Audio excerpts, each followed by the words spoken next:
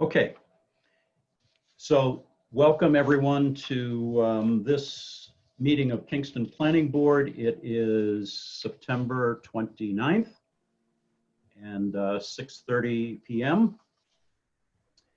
And in order to make us legal by having an electronic meeting, I'm going to read the following material.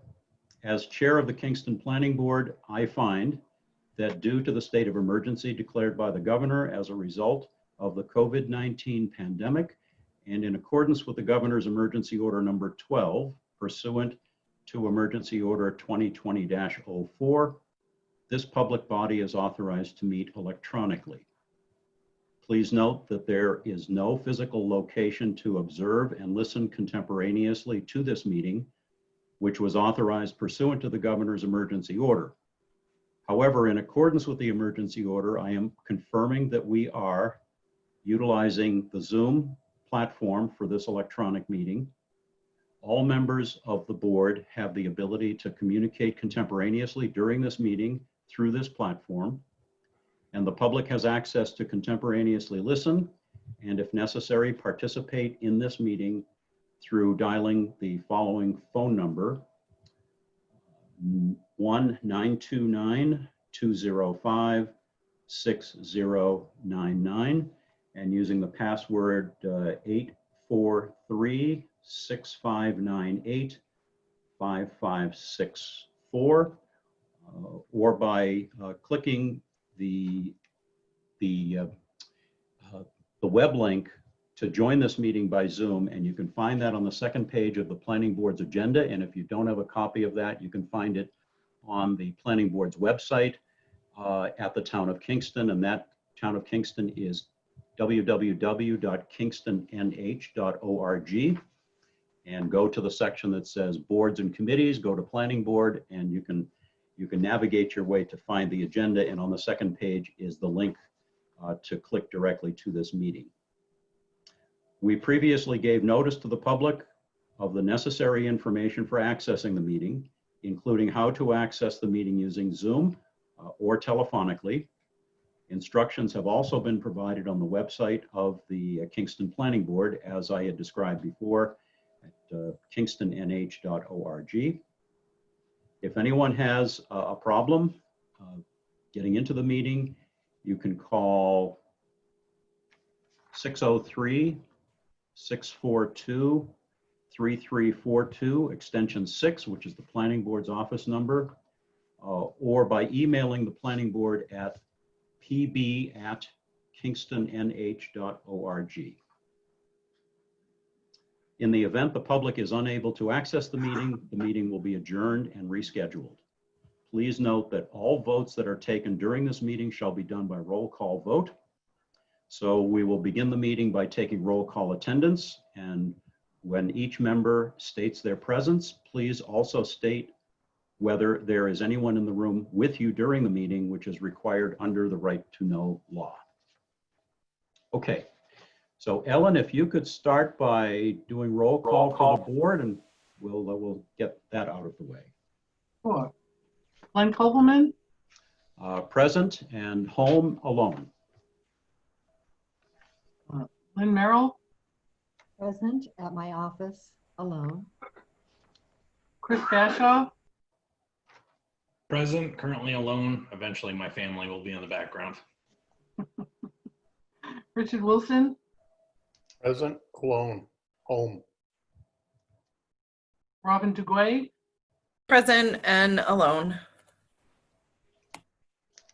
Peter Coffin? Present at home, currently alone, but my wife may pass through the house from time to time. And did I see Peter Bakey? Yes. Yes, he's Hello, Peter. Are you here? Oh, someone unmute him. I've asked him to unmute. I'm on mute. All right. Oh, you're back. Okay. Peter, can you tell me you're here again? I am here. Are you alone, Peter, or you got Yeah. someone with you? Remy's with me. Okay, for the record, that's a four-legged pal. All right. Okay. Is that everybody, Ellen? Well, and I'm here too. And you? Yes. And I am in this room alone. Okay. And are we missing any regular board members? No. No. Okay, so just for the record, we have 7 voting members, the 6 elected board members and the 1 selectman's rep. Our selectman's rep is Richard Wilson, and he's there. Ellen Faulkner is our administrative assistant, and she's also an alternate to the board. But since we have a full board, she will participate in the discussion but won't be voting. We also have Glenn Greenwood, our town planner, with us, and Dennis Quintal, our town engineer. Okay. All right. Before we get into the hearing, which is scheduled for 6:45, and when we get to 6:45, I'll explain how we will do that hearing and the steps we will take. But in the meantime, Glenn has something that he needs to discuss with the board, and so we have 10 minutes to try to do that, Glenn. Thank you, Glenn. There was a proposal for a 3rd apartment at a site on Mill Road that got ZBA approval earlier this year to allow that. And part of that zoning board approval was to require that person go forward to the planning board for a site plan review. I have talked with the applicant. I've talked with the chairman of the planning board, and I've talked with town council about the way that we would do this, since site plan review isn't really set up to deal with the addition of an apartment. Council told me that we should just follow our standard site plan process, look at the proposal, provide whatever waivers may be necessary. So I would like the board to allow me to meet with the applicant's design team to help them submit an application that asks for the proper waivers so that we would be able to move on the project quickly the first time that it came before the board. I didn't want to commit to doing that with the applicant's design team until I had spoken with the planning board about it.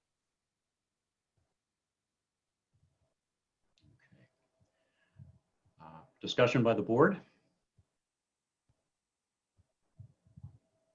I have no objection. Okay. Nor I. This is Peter Coffin. Okay. If we're voting. Do we need a motion or is this just a, Well, No, a motion isn't necessary, but I would like to at least have the feeling that there is a majority of the board that understands that I would be working with the applicant to come up with the waiver requests. right. So maybe if each board member could indicate by voice if they feel that's okay or if they have an issue with that. So we've heard from 2. Robin, thoughts? fine with me? Okay. I'm Peter fine with Bakey? that. Peter? Give a thumbs up here. I had to unmute myself. Fine with me. Okay. Fine with me. We have Peter Coffin. Lynn Merrill? Fine with me. Okay.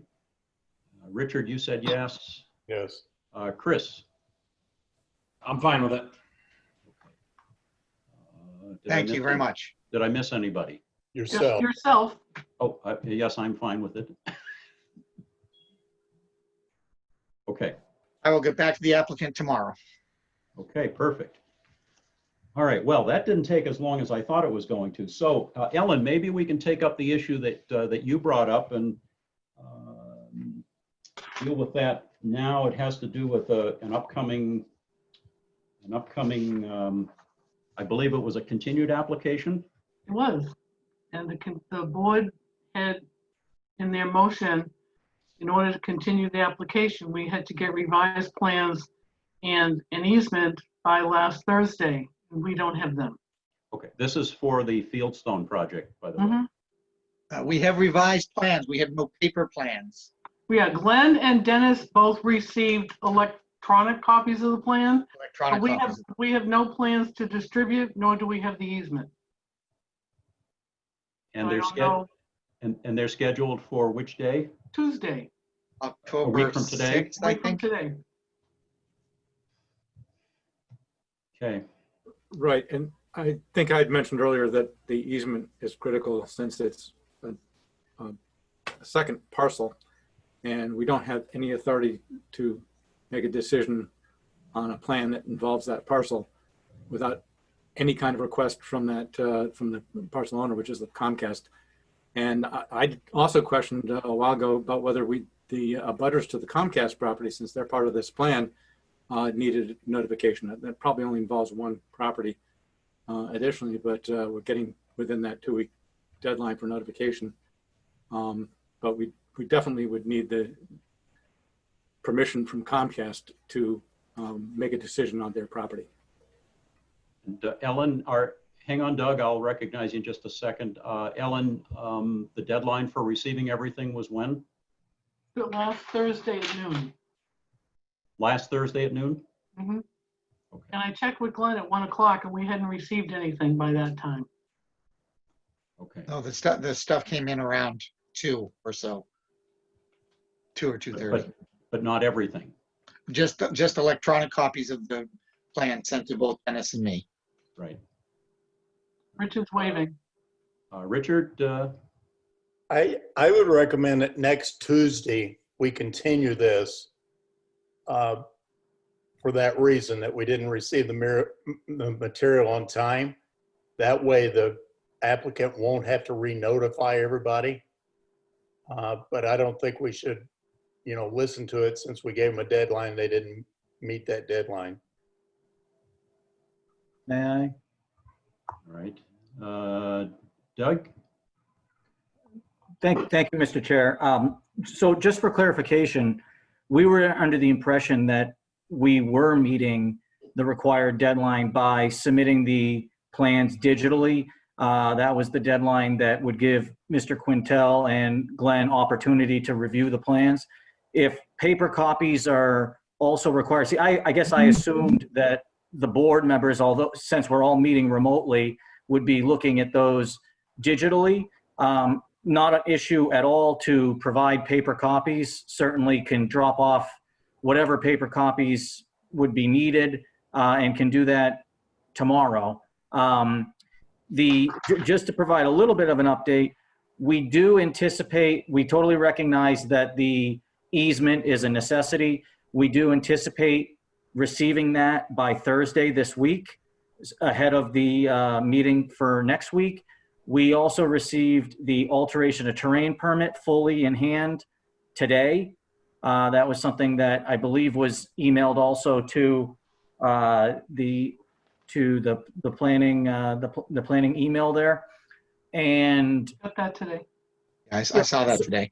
so, I mean, this is something that obviously you guys can make a decision on at the public hearing on Tuesday, but we do feel that we're in a very strong position to have everything in place that was required. I mean, we performed the test pits that we needed to for the septics, and those were reviewed by Mike Como from RCCD.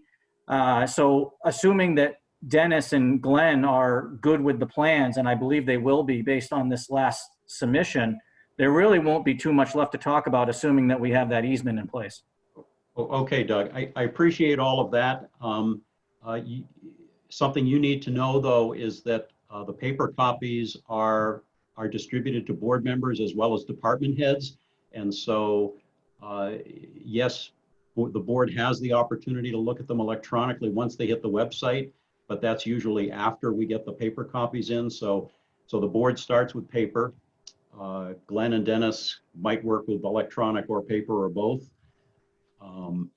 But the reason for setting that deadline is so that all that stuff comes in and we have plenty of time to do everything that we need to do. So, I mean, obviously we can make a determination at next Tuesday, but.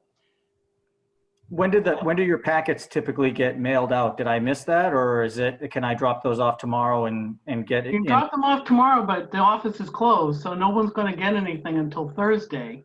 Yep. Which is why we asked for it Thursday by noon, so I can get it out to the department heads before I leave at 1. So that way everybody has the paperwork and has some time to review it and prepare comments. I doubt very much that Conservation Commission, after getting it Thursday afternoon, is going to get anything and have time to review anything for Tuesday. And I know that they've had concerns and wanted to review the plan. And I know the board had expressed an issue because they hadn't gotten Conservation's comments earlier. And I honestly, I thought that we were beyond conservation, to be honest with you, at this stage. I mean, think that's up to Conservation to make that decision. well, ultimately it's the planning board, because they came in 8 months after we had this application in with an extensively long comment letter. And at that point, I mean, we're not going to completely reinvent the entire project after it's been reviewed and through all appropriate processes prior to. So, I mean, that's something that I can talk to the board about, but I'm assuming that they're going to not be satisfied because we don't have a non-development up in the back area, which would be probably what they'd be looking for. But we did increase the setback to the 35 feet that Mr. Cuomo.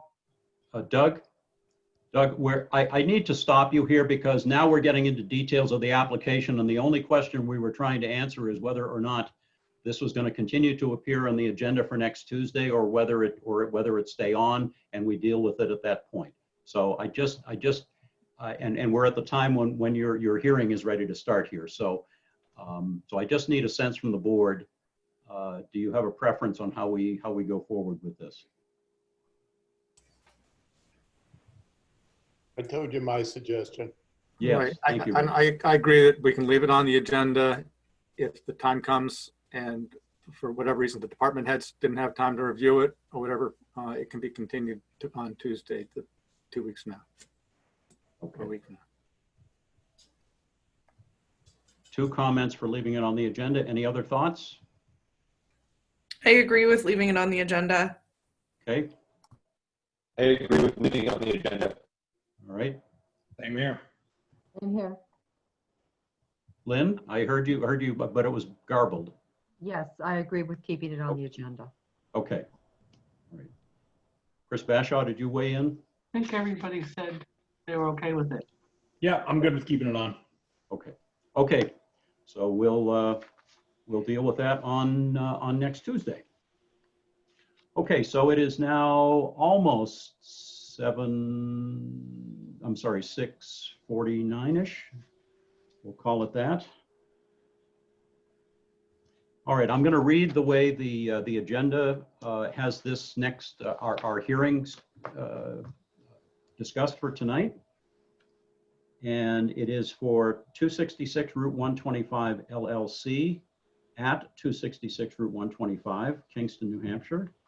Tax map R41, lot 17-1.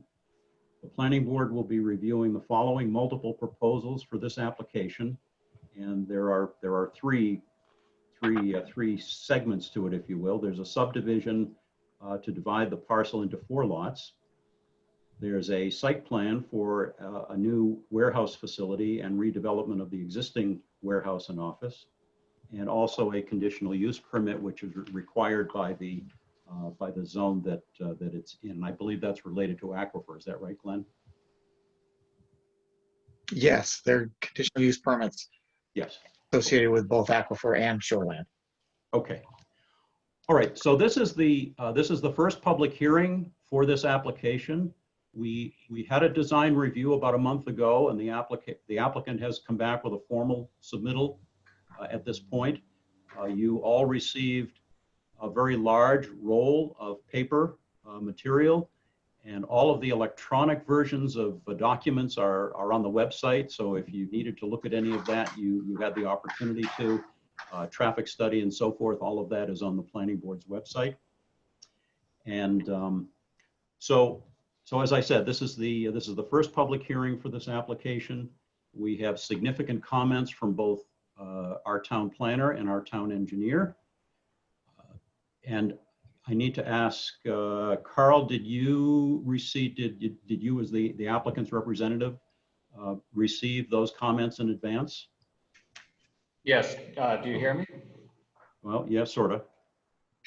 Okay, we did Did receive you say, those. you said yes, right? Yes, sir. We Okay. just received those, and we have responses to them, and we don't see any issues with that. And, Okay. Don't go any further. I need to finish some thoughts here, and then I just wanted to make sure you had copies of them. Yeah. Okay, so the way we're going to conduct the public hearing is the way we do all of our hearings. It's just that this one has a lot of public interest, obviously, just looking at the number of folks who are on the screen here. And as a public hearing, it will have a section for public comment, but we're first going to start by giving the applicant an opportunity to present the proposal. And then the planning board will have an opportunity to have some dialogue with the applicant, ask questions. Our town planner and our town engineer will have the opportunity to discuss their comments with us. And at some point after that, I will specifically open the hearing for public comment. And at that point, if you wish to speak, if you're a member of the public and you wish to speak and ask a question or make a comment, we're going to ask you to type that in, don't type the question, but just state that you would like to speak using the chat function. And Glenn is going to be monitoring that, and he'll see who is interested in speaking. And at that point, he will unmute you, and then you'll be able to make your comment or ask your question.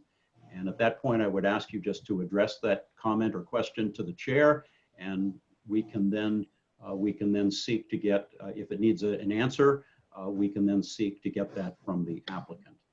And so that's how we're going to handle the public comment portion, but that will come after we've gone through the presentation and the discussion at the board level.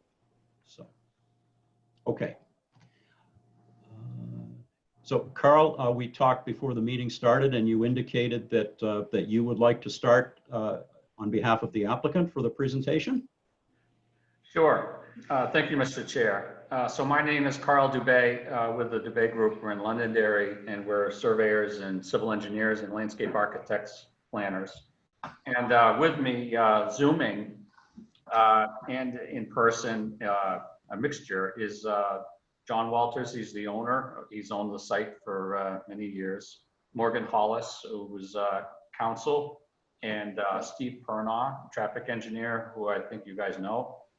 Doug McGuire we work together, and you know Doug. And also Tim Stone, I believe Tim was on here. He's a scientist that's on our team on the hydro study portions of the project. And I think, I thought I saw him on here at some point.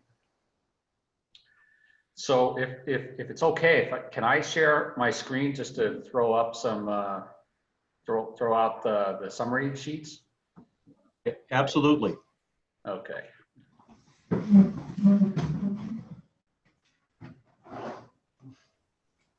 All right, I don't know if you can see this. Yep.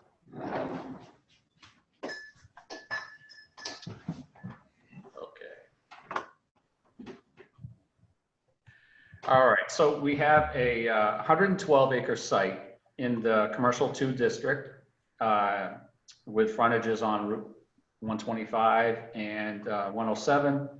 And as the chair indicated earlier, we have, it's a 4-lot subdivision. So we have a 90-acre lot, which we have a proposed site plan on for a distribution facility, which I have up on the screen here.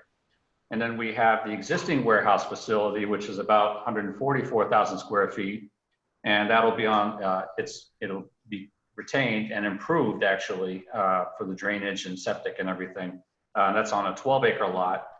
And we have a 5-acre office lot, an existing office building on 5 acres, and then a future area for future use, another 5 acres along the front.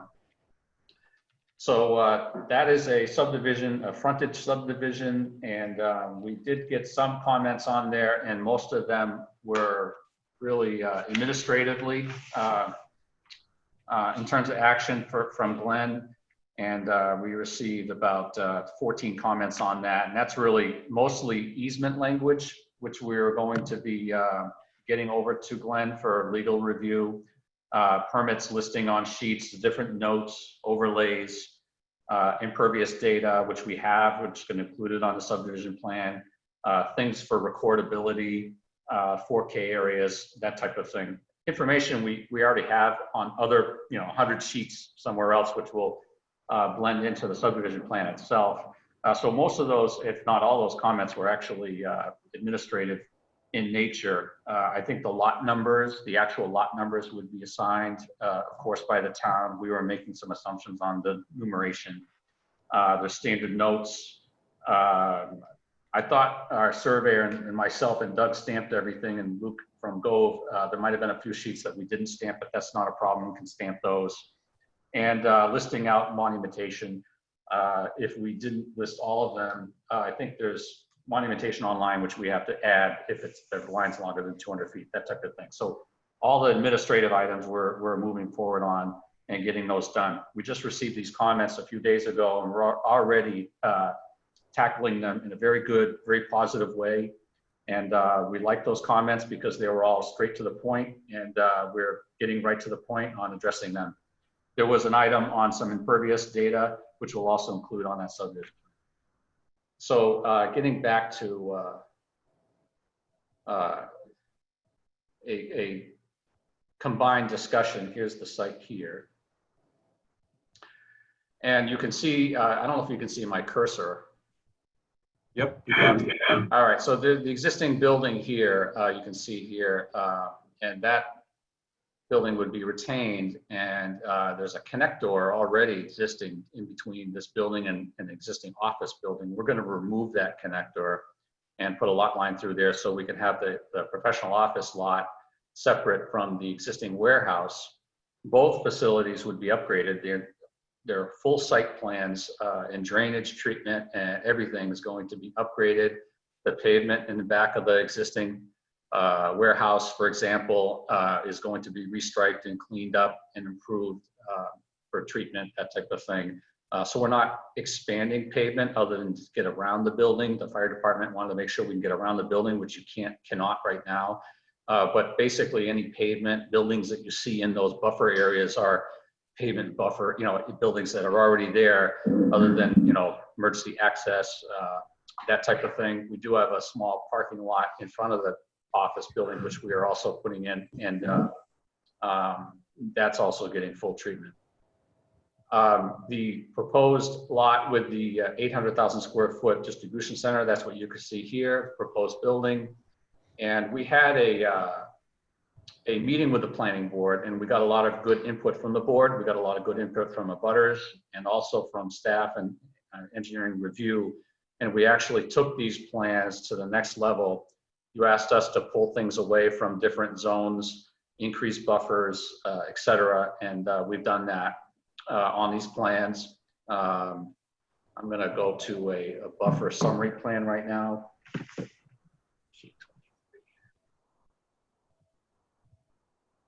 So what I'd like to do is give the board just a quick summary on some of these items, and then we can actually open it up for any questions, any items whatsoever in any amount of detail. So that way, you're not going to have to listen to me drone on and on a long presentation, unless you want me to. Okay, so this is a landscape overview plan. And so in the zoning ordinance and in the regulations, they require us to have a 50-foot buffer to residential uses outboard of us, as well as a residential use that is actually still in the commercial 2 district over here off to the left. And those are in the commercial zone, but there are buffer requirements, a 50-foot red strip that you see there, which we have a combination of existing vegetation that we're leaving, and also we're supplementing with supplemental understory vegetation, as well as stockade fencing all the way around this buffer here. And we have some summary plans on that as well, if you'd like to see them. We also have some buffer requirements across the street over here on 107. We have buffer requirements up along the Little River. There's actually several buffer requirements along Little River. There's a 50-foot buffer, which we meet on that Little River criteria, obviously, because we're not touching that area. And then there's different overlay zones, as the board knows. There's a shoreland overlay zone and also the aquifer protection overlay zone over the whole thing. And then the wetland overlay as well, which has the 100-foot buffer on it. We knew that you guys would be looking for the 100-foot buffer, and we're not asking to reduce that, but we do have, we pulled the design well away from the river, so you can see the 50-foot requirement. We have other plans that show the 75 and also the 150 and the 300. We also have additional landscape buffering that you see in here in purple around these ponds to create, you know, a screening effect in addition to the woodlands that are out here, as you can see, and the buffers, and then additional plantings. Our pavement areas meet the criteria, the building meet the criteria. There's some parking, the parking lots are all buffered and they meet the 10% criteria, 5% criteria, that's all in there. So in terms of buffers, we can get into any detail that you would like on buffers. And, you know, we paid attention to what you were saying and we do meet that criteria. Dennis mentioned in his engineering review that there is a section in the regulations that talk about maintaining undisturbed buffers to a residential use, even if it's in the commercial zone. So we actually have primarily, like in this area here, we have undisturbed buffer. And if you want it totally undisturbed, we can do that. But what we'd like to do is in that zone actually supplement with understory plantings as well. And we show that on the detailed landscape plans. We also have stockade fencing, et cetera. But and I think Dennis correctly pointed out that even though the regulations call for that, the 2 sentences into that same paragraph talk about reshaping and replanting as a full option to the planning board satisfaction. So we fully intend to really make sure we have these buffers, the understory as well as the woodlands that are already there, and buffers on our own site, which we have. In terms of septic for this project, just to give you a quick overview on that.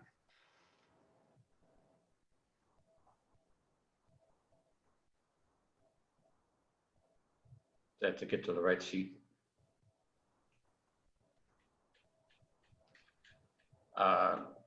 So the existing warehouse has an existing septic system on it, obviously, with the office, and we're improving that system. That's back here. And we are scheduled to have the final witnessing by RCCD for those pits. We're staking everything out right now, and we're ready to go on those. So those systems are Presby systems. They're pumped, obviously, and Dennis had a mention about a 2-foot additional criteria to the DES criteria, which we will meet. So he asked us to make sure we do that, and that's a town regulation. So we'll do that. We also have a septic system serving the 800,000 square foot building, and so that's a 12,000 gallon package, which has a safety factor of 2 on that for peaking. And we originally designed this, it all meets the state criteria.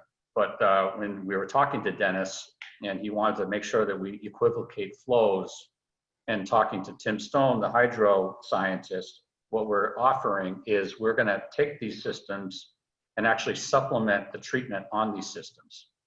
So not only do we have the standard Presby systems that meet the criteria for the state, we're gonna actually add extra advanced active treatment on this system, and then consolidate that for that active treatment to reduce the loads that go into these fields, and then redistribute them equally. So we're going to be doing that. That's not a problem. We're probably going to use something similar to the BioClear AquaPoint system, which is done very, very successfully around everywhere. And we've done a lot of those.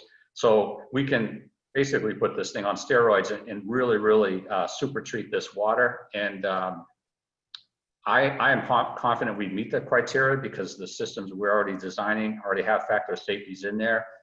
But if we want to super treat the water, we talked to our client about that. He's happy to do that. And that'll help Tim Stone with his hydro reporting and monitoring follow-up on this project as well. So we're happy to be able to say that.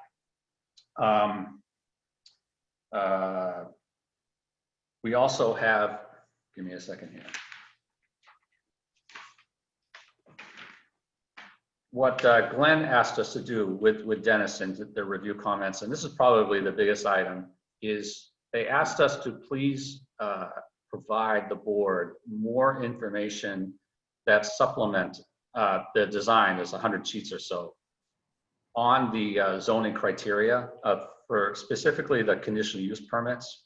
So we'd be happy to do that. And the conditional use permits, as Glenn mentioned, are the WCD as well as the Aquifer area. So what we're going to be working on right now is actually supplementing those conditional use permit criteria for the board or staff, everybody to review. We're confident we can deliver on that in a very, very positive way. And the other thing that we're doing, and Doug, I'd like to, is Doug still here, right? I don't know if he's unmuted.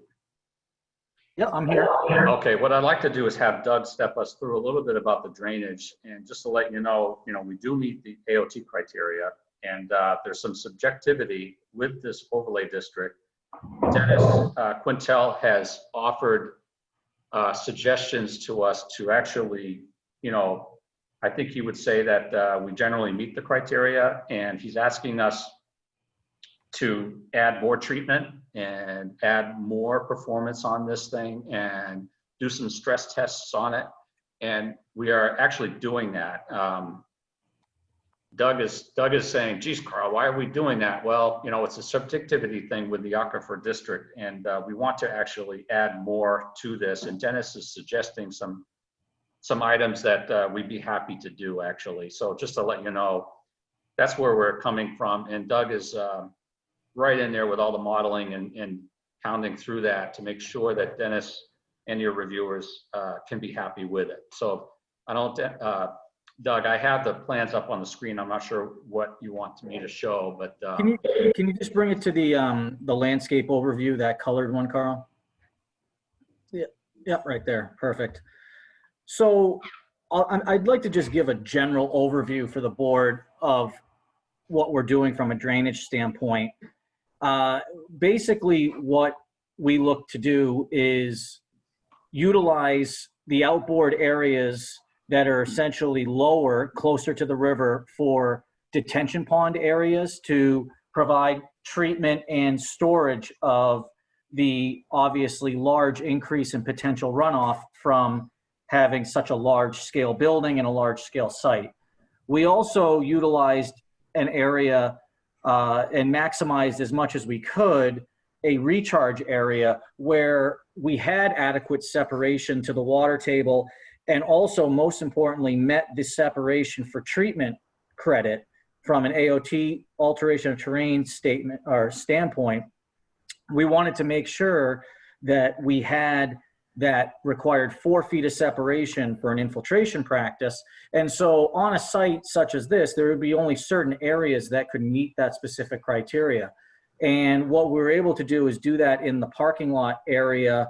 Carl, if you want to just point that out to the left side, it doesn't show up on this overview, but it would be in the left side, yeah, right up in there, a little bit to the right, Carl, right in the parking lot area.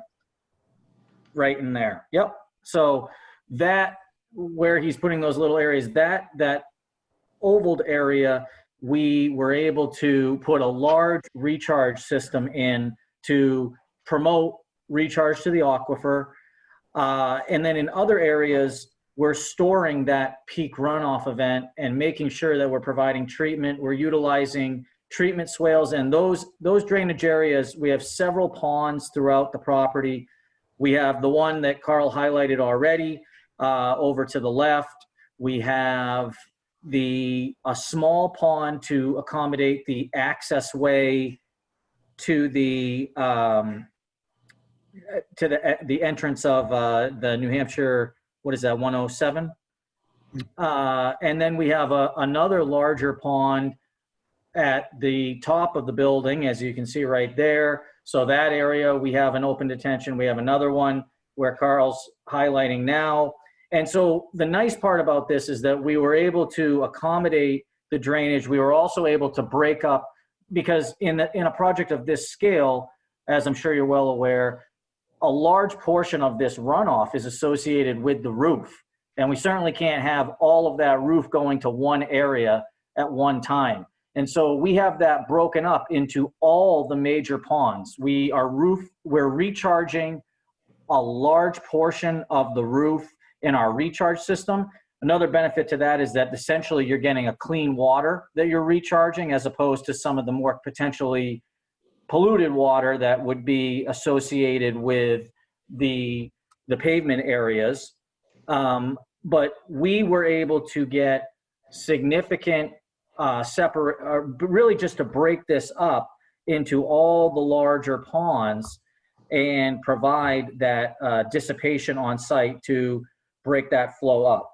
And the numbers are significant as far as a reduction standpoint goes, particularly in the common storm events, which would be your 2 year storm events, which for any of the board members that may not be aware, it's still a pretty significant storm event. A 2 year storm is actually, we utilize what the Alteration of Terrain Bureau calls the extreme precipitation rates. These are the highest observed rates within the area, and those are done by each individual town and community, and those are updated as necessary. And so we're using those latest rates, we're using the highest rates. A 2 year storm, just to put into perspective, is 3.15 inches of rain within 24 hours. So to me, that's a very substantial storm just in itself. When you start going up the ladder, of which we're designing this system all the way up to and including the 50-year storm, you're talking about a 50-year storm of 7.34 inches of rain within just 24 hours. This isn't a 3-day storm event. This is a 24-hour storm event of 7 inches of rain. In Dennis's review, he asked us, hey, I know it's not technically required by AOT, but on a project of this size, it might make sense to model the 100-year storm. I don't disagree with that. I think that's it's good to know that, at least from a standpoint of are all the operations, all the areas going to operate properly and not have any flooding or overtopping of berms causing any type of potential issues if there was that rare event, which is, by the way, almost 9 inches of rain within a 24-hour period.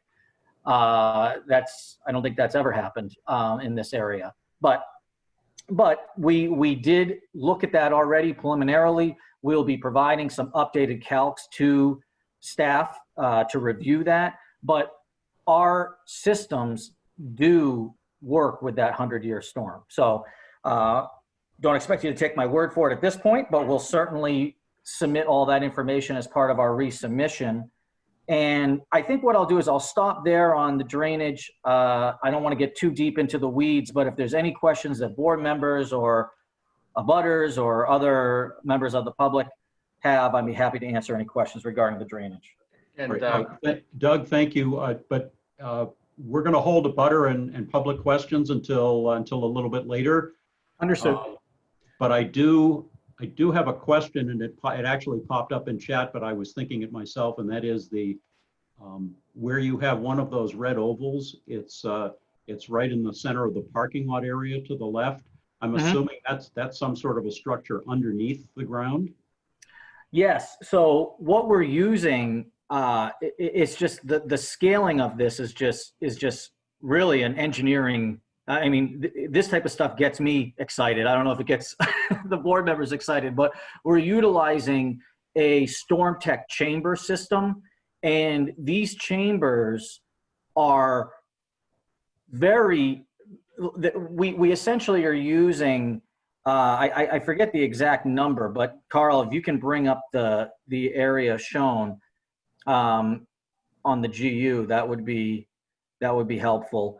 But Yeah, unfortunately, it's kind of broken between two of these sheets.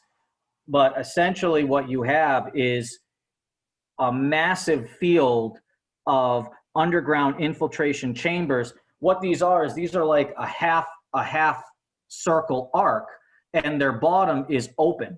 So this is a full engineered product. It's fully safe to be placed with H20 loading, to be under pavement. It's designed to do so. And what you would have is you have a large stone base. And so when that water comes in, it basically acts as a large underground storage system, but also promotes the infiltration. So the water can come into, and these chambers are perforated on the sides and obviously open on the bottom. So you have this common area that the water can rise through. And so this system does have safeguards. It has emergency overflows to allow for extremely large storms like those 50 and 100-year storms to be able to bypass, because it just couldn't accommodate all of that water in a 24-hour period into the ground. But I will tell you that in this design, the 2-year storm, that 3 inches of theoretical rain that goes into that system, is fully contained and fully infiltrated within the system. So on every storm event, your average rain, you get your ½ inch of rainfall, you get your inch of rainfall, or maybe you get 2 inches of rainfall over a couple days. All of that water will be fully recharged and accommodated within this system. So I think we are doing a fair amount of recharge where we can. Areas that we can't is mainly due to separation and treatment criteria. Because we have to be above the water table to be able to provide that natural buffering of the water table for that water to go through and actually filter through before it gets into the water table. So all of that criteria is met. We're actually holding a little bit more of a buffer because of this being in the aquifer and groundwater protection areas. So we have 4 feet of separation where 3 is normally required. So, but that's how that system operates, that particular underground system. Okay, thanks, Doug. So also, I'd like to point out that Dennis is asking for more treatment, different treatment on the trucking areas, which we are happy to do, provide. Doug, that's extra from AOT standard, but we're doing it. And also, Dennis, I think, is asking for some vortectic units in and out of those pond facilities. And I think, Doug, you can, this was actually pre-designed to contemplate Dennis asking for more, and we're actually doing it over and above. Well, and I think promising to do that. One of the other things, Carl, that I think is important is in this type of design, where we're proposing these large basins, and this is very typical for projects of this size. If you look all throughout the country, they're all using large open basins where possible, because it's just such a potential large influx of water to accommodate these big storms.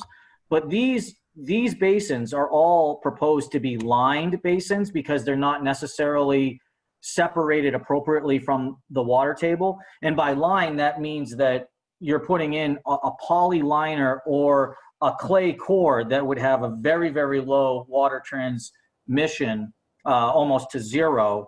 And so in placing those in there, what we're essentially doing is we're providing a substantial protection of the contaminated water that, say there's a little bit of drips of oil or something that goes down into this area. Well, it's now going into this lined pond, of which it has a fairly long way to travel to be able to go to the outlet of this pond. So just in that, you're getting biological uptake, you're getting evaporations, you're getting settlement, natural settlement through with suspended solids. So, but one of the things I think we would like to do, and this is an item that I thought of actually after we made our submission, so it didn't make its way onto the plan, but the outlet control structures that these basins have, these large basins, those can be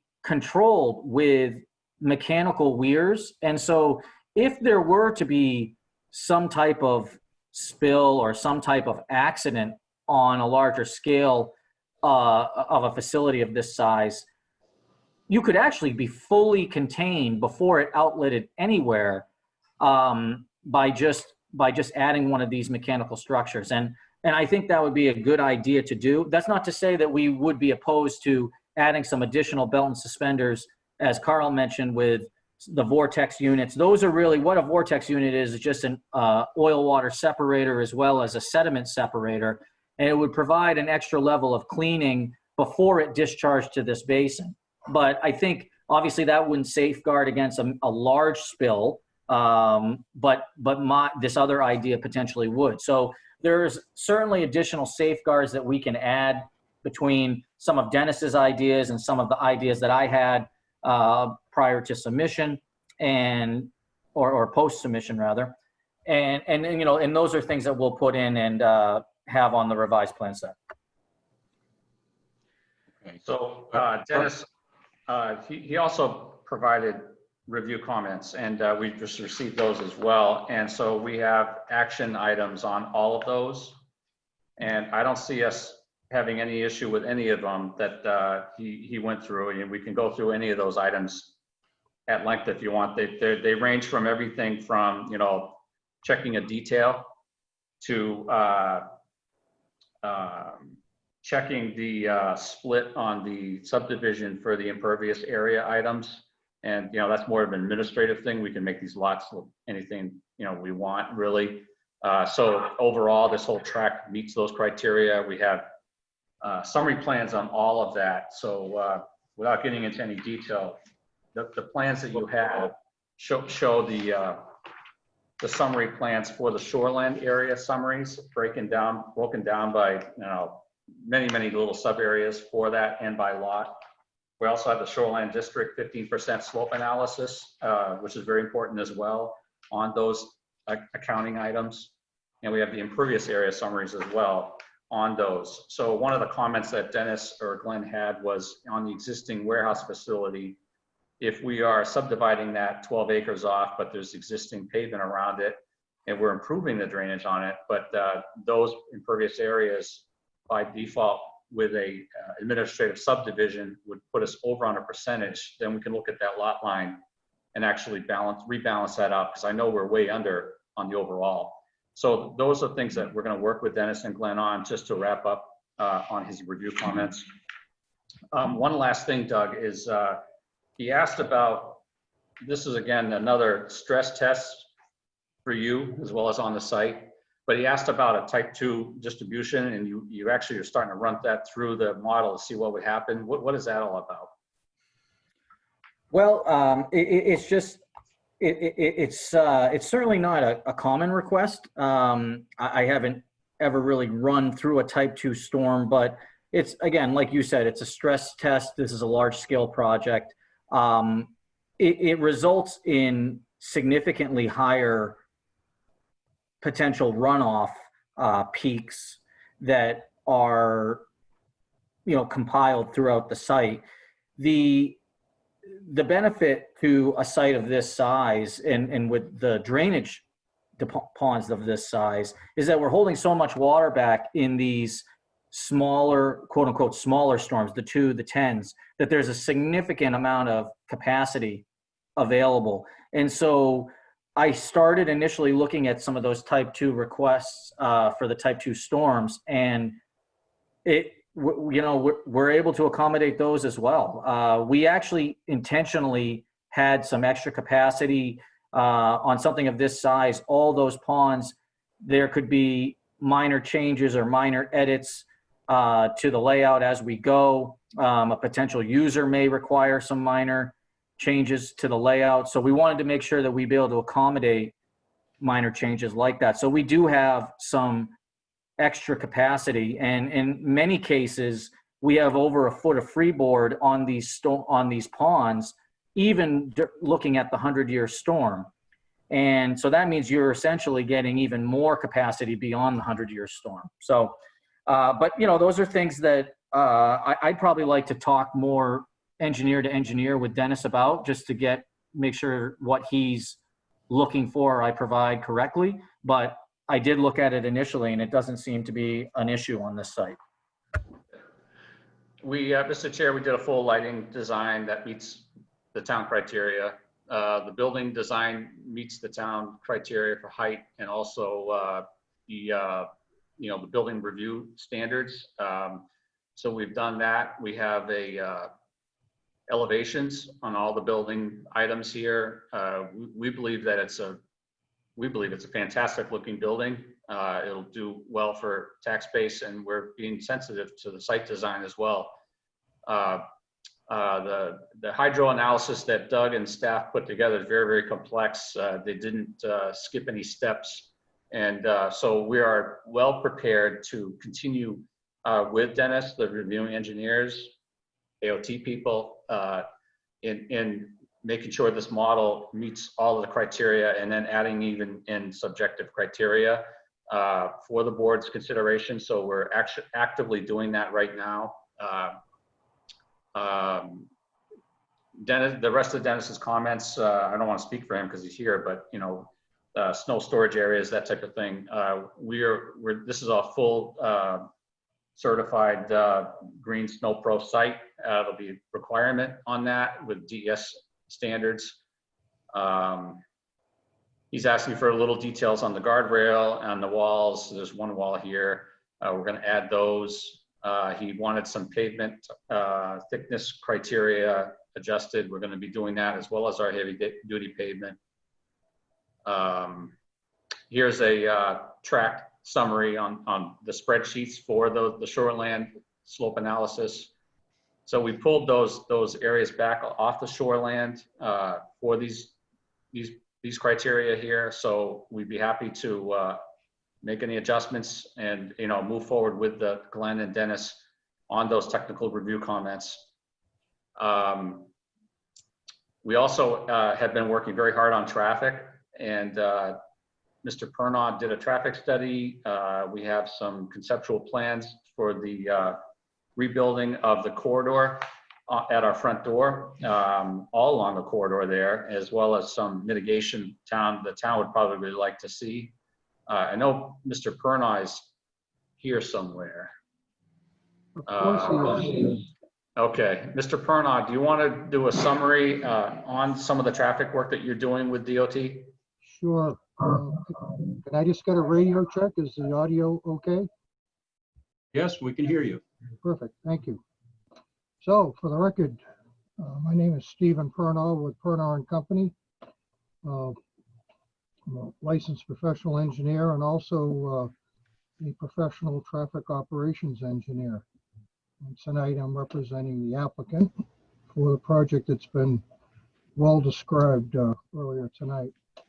As it turns out, we're familiar with the study area, in that back in 2018, we did the traffic impact study for the Kingston crossing development down at the intersection of 107 and 125.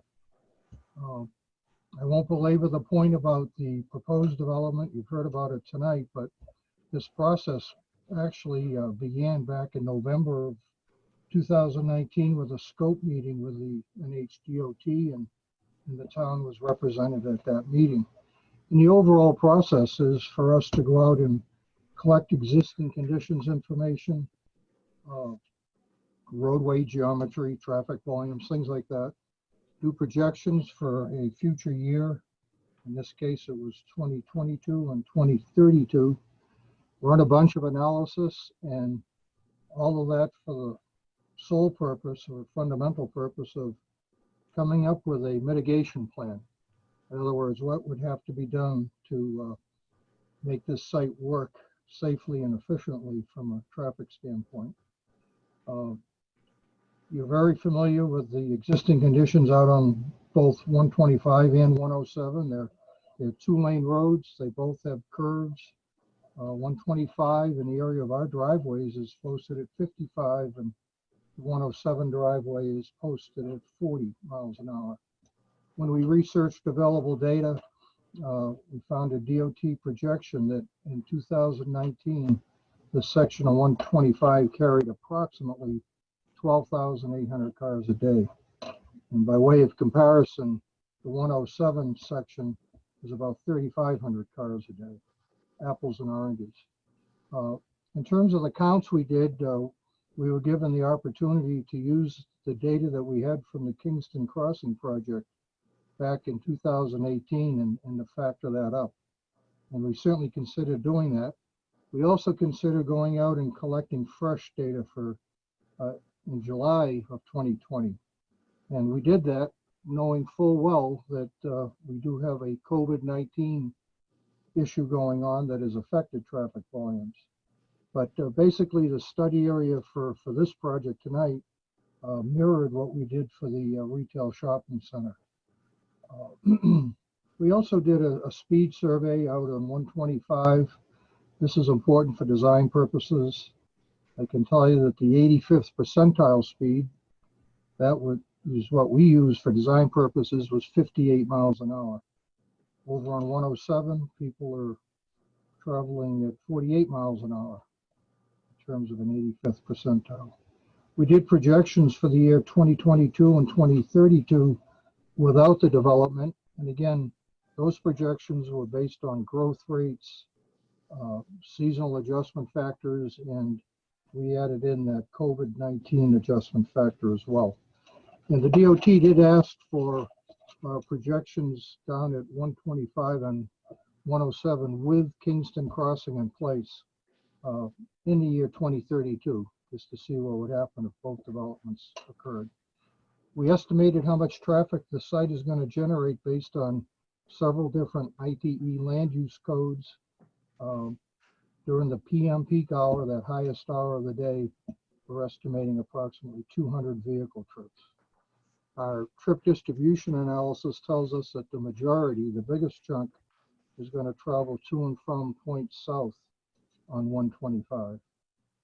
In terms of the 3 site driveways, the southerly driveway on 125 is going to carry 45% of the site traffic. So that'll be the busiest driveway. We did our future projections with the development. You'll find those on figures 5 and 6 in the report. And when you compare the no build and the build numbers, you'll see impacts out on 125 of approximately 5%. I'm just rounding numbers. The percent on 107 is higher at 9%, and that's only because the traffic volumes are so much lower there. When we looked at intersection capacity, we kind of had good news and bad news. The site driveways, all 3 of them, the hourly traffic demand, the volume is going to be less than the hourly capacity. That's the good news. The not so good news is if you're on 125 or exiting the site and you want to take a left and head north, the analysis shows you're going to have to wait a while in that PM peak hour to get an adequate gap in that traffic stream. And going back to the good news, the resultant queuing on the site driveway is not significant. They're pretty short. The other thing that we found, and this is probably no news to you people that live in town, but the intersection of 125 and 107, there's an intersection where the hourly volume exceeds the capacity. And again, I'm dealing with a peak month condition, and we ended up with poor level of service and quite a bit of queuing on that one approach. And when we see findings like that, that tells us, hey, let's look at the need for traffic signals. So we went to the manual on uniform traffic control devices. We looked at the different litmus tests that they have for signalization, and we found that there's enough traffic out there today in the year 2020, average month conditions, where you meet a signal warrant. So I look at that as an existing condition. It's needed today. This development is not creating that need. When we looked at the capacity of that intersection with signal control in place, we found that long range, the existing lane configuration can accommodate site traffic plus normal growth all the way through 2032.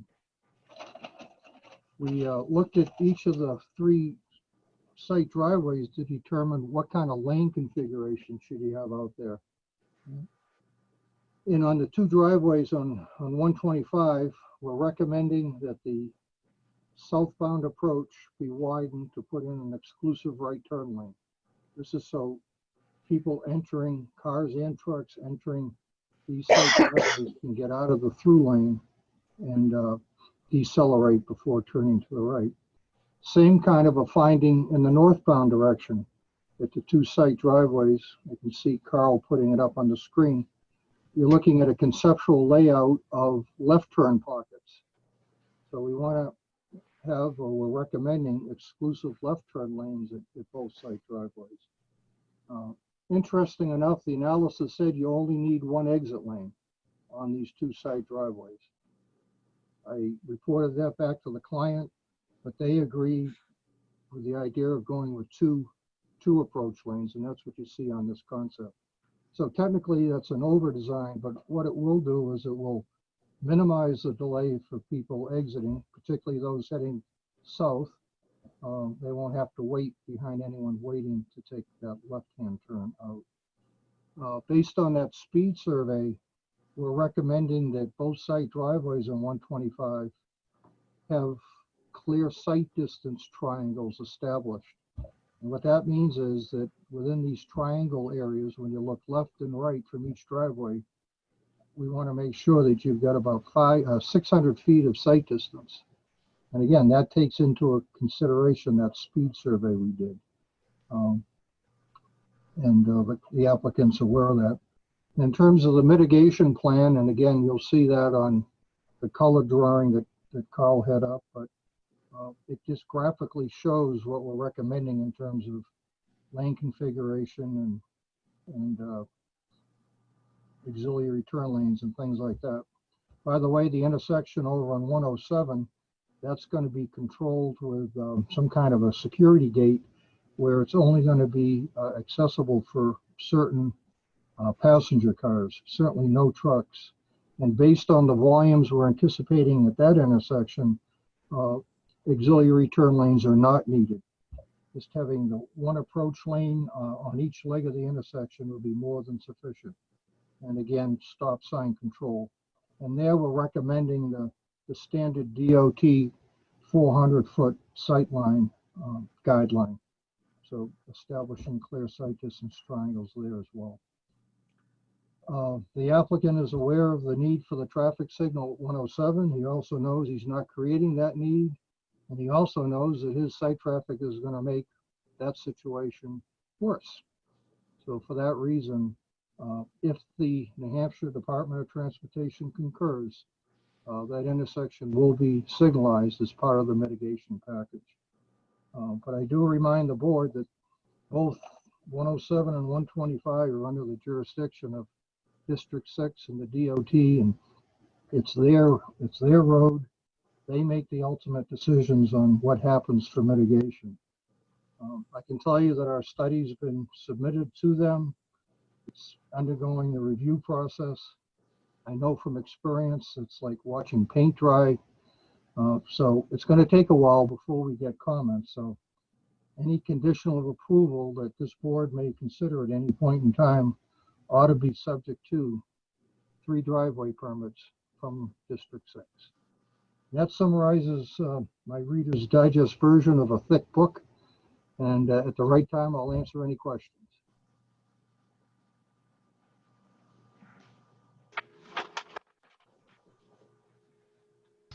Thank you, Steve.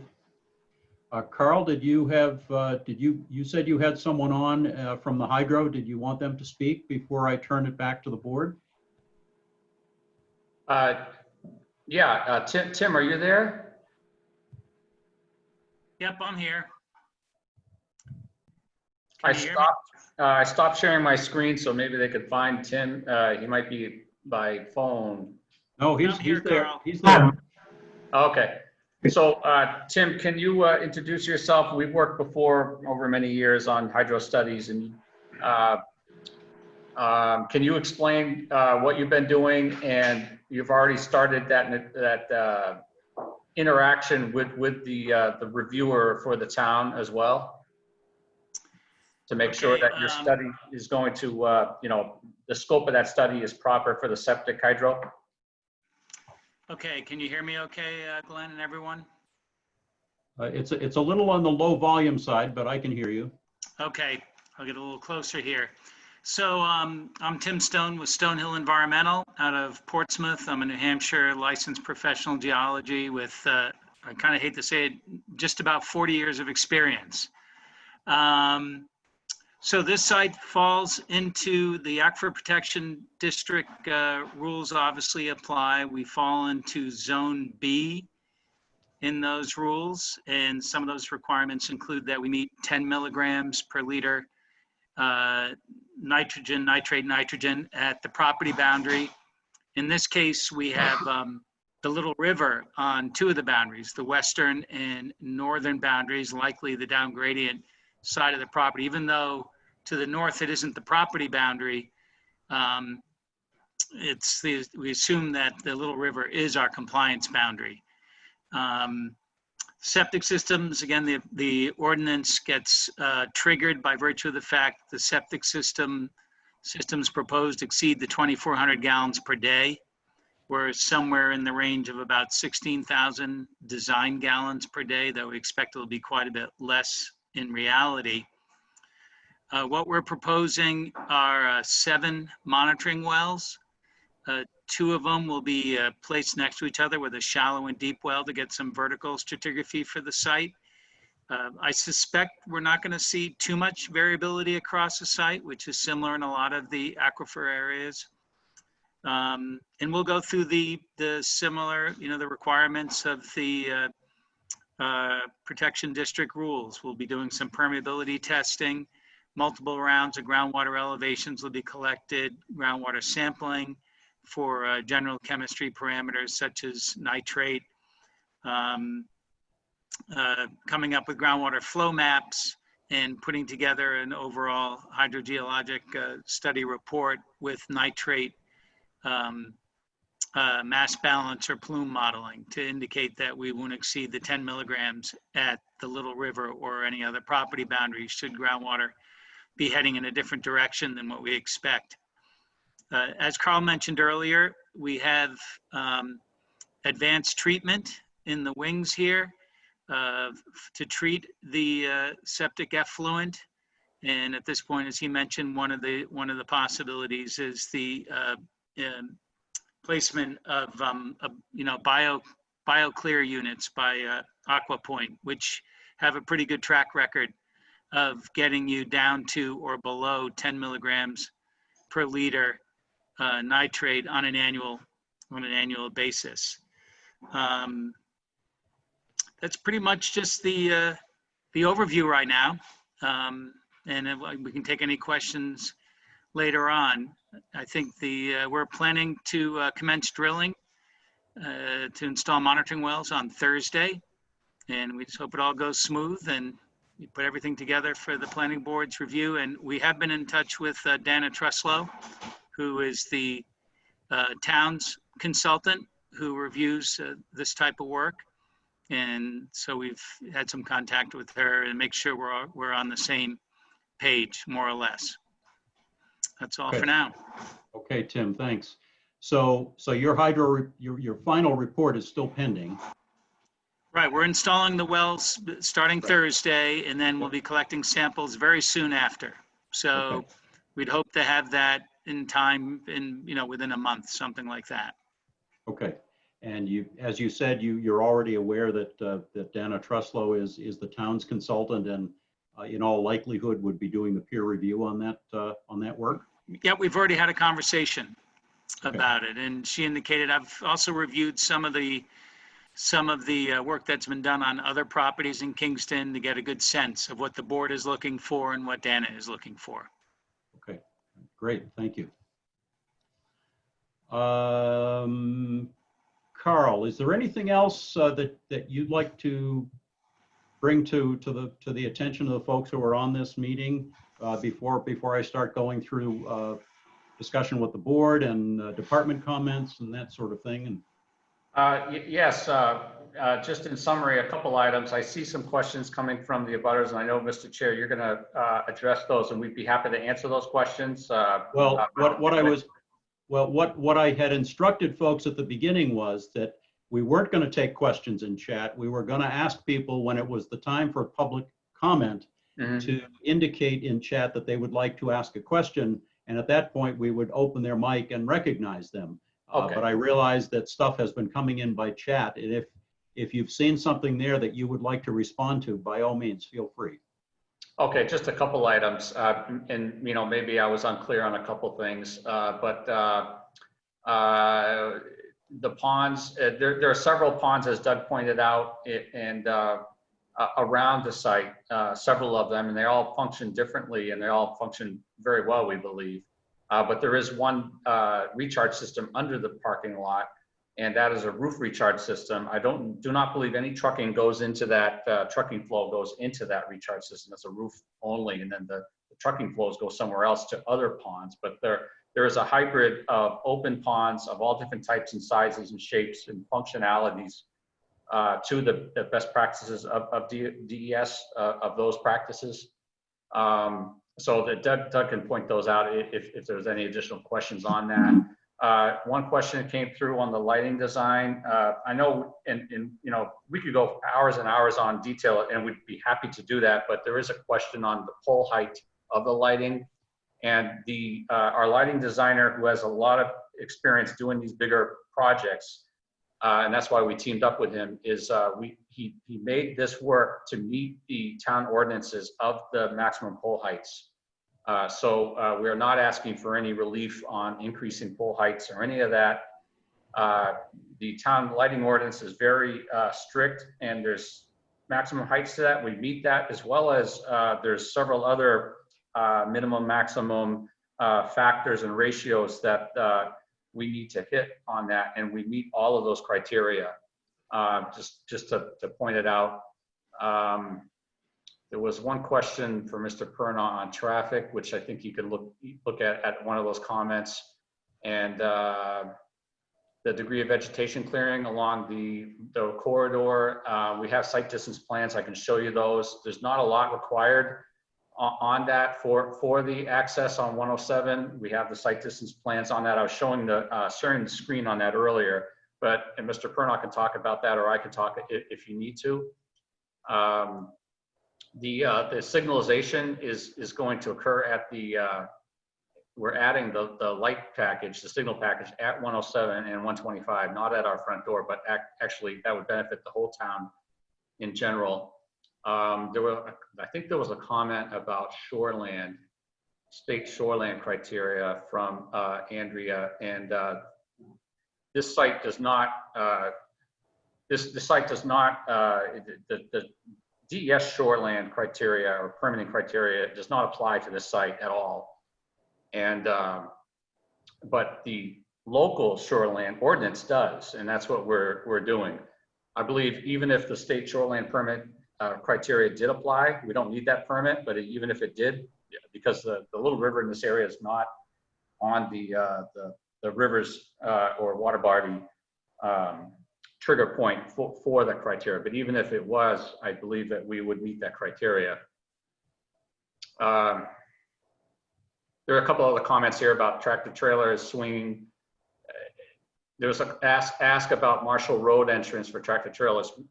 I just want to be clear with Mr. Perna, he already mentioned this, but there are no trucks using that driveway on Route 107. That is only for certain identified employees of the facility and secure. There's gates shown on the plans, and those are all electronic proximity gates. So if the proximity transponder is in this certain employee's vehicle, they can go that way. If not, they can't get out, they can't get in. There's gates surrounding everything. There's no trucks going in and out of that at 107 driveway curb cut. But overall, Mr. Chair, we'd love to get into any amount of detail, and we're excited about the review comments that we already received, actually, and we're excited about working with the town. We know that it's a lot to digest, and we look forward to working with the town. We would like to make sure that before you close the hearing tonight, that if you were going to consider a conditional approval or conditioned or actually basically, continue the hearing to a date certain, we would like that date announced, and we would like that as soon as possible. And we're moving very quickly, very thoroughly. And we just, we're happy to be here in Kingston. This is a major project that has so many very, very high quality tax base and employment base. And it's zoned exactly for, what we're designing here. And we did that on purpose. And we just look forward to moving forward with the plans and working with staff and this board. Okay, thank you. I think, well, I can't speak for what decisions the board will make tonight, and I certainly won't presume that, but assuming that we might do a future meeting, we will follow the practice that we always do, which follows the RSAs, and we would continue to a time and date certain, and that'll be the very last thing we do before we close the hearing. So what I need to do now is go back. Glenn and Dennis have provided substantial comments on this application, and Carl has addressed a number of those things. So Dennis and Glenn, I know that our tradition is that we ask you to go through your comments.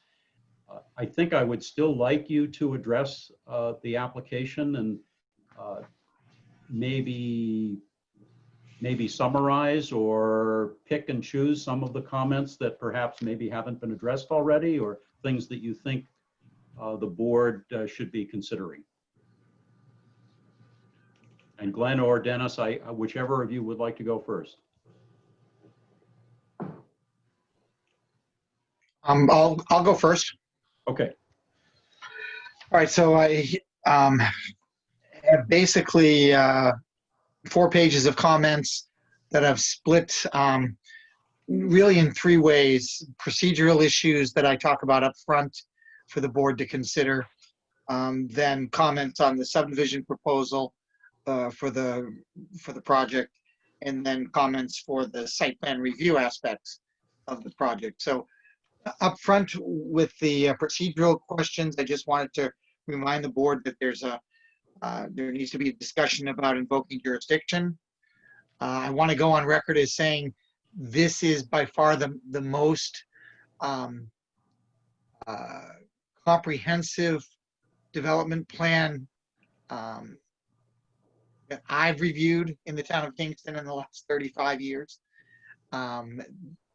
I do appreciate the degree of time and resource and effort that the applicants have undertaken to this point. I don't think I've dealt with another development team as interested in hearing from the town as this one has been. So I wanted to make sure that those comments got put on in the record early on. There are a number of substantial project review studies that are being submitted or will be submitted, and I wanted to remind the board that we need to send those out for peer review, and the board should talk about doing that this evening. Carl mentioned there are conditional use permits that need to be approved by the planning board. And so that's an issue that usually happens a little bit further into the review process than the first evening from the town standpoint, but I wanted to make sure that that was put on record. Carl talked about the issues that I had with the subdivision, and he's correct. I have a lot of administrative issues that I needed them to talk about, and that I would want to have put on the plan so that the plan set would indeed comply with our regulations. Many of them don't require a lot of discussion at all. They're just things that the design team will have to add into the plan set. did want to, I wanted to talk about perhaps having some discussion, a little bit of discussion about the separation of the two buildings, well, the separation of the one building that exists right now into two for the purposes of the subdivision. I wanted to make sure that the planning board was clear about what was going on there with that building. I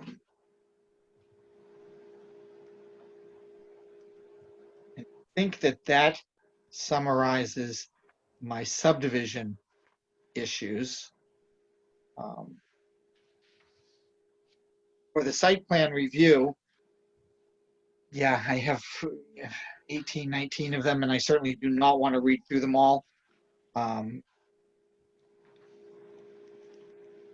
do want to highlight that the TRC met with the development team early in this process, well in advance of the design review hearing that we held at the end of June.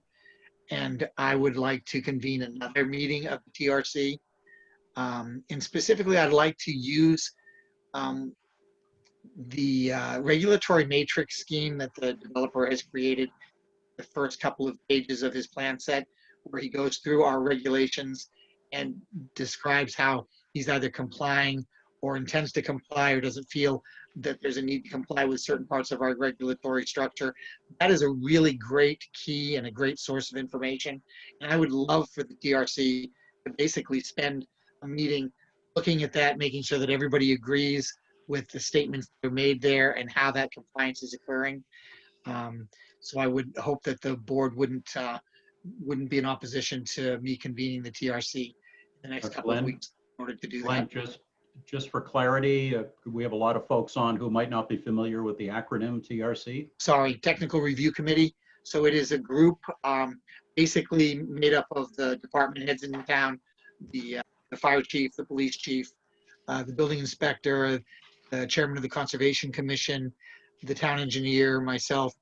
The meeting itself allows us to bring our different perspectives to the same meeting, all done at the staff level, and we should prove very helpful in this process. And again, the work that the development team has already accomplished in becoming very familiar with the town's regulations and ordinances will make that meeting go by quicker, actually. There are a number of easements that are related to utilities and other objects, drainage features on the site plan. And when I say a number, I didn't count them, but it's more than 5 and less than 12, I think. But those easement instruments and the discussion about those easements will need further review by the board. And I know that Carl's team is working on getting the actual instruments together for us.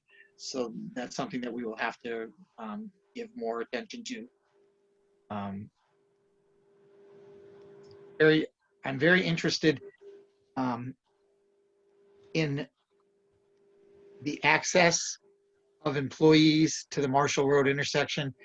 I think I said at the design review, but certainly in the discussions that Carl and I had very recently, I prefer to see the Marshall Road entry be one that's emergency access only. And I know that in our private discussion, he indicated that the traffic study would shine light on that, and that having it be only emergency access would not work out. I look forward to having that discussion with our third-party peer reviewer of the traffic report, so that I have a better understanding of why that needs to be open. I'm happy to hear that it will be gated and that only some employees will use it, but it remains an object on the plan that I'm concerned with. I would like to see some degree of feedback from the applicants regarding on-site signage. And what I mean by this is directional signage in the project for letting people know how to get around the site.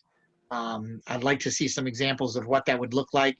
I would imagine that they're going to have a lot of it. There's going to be a necessity for letting people know where they are on the site and how to get to where they want to go on the site. So I'd like to see some information about that provided to the board.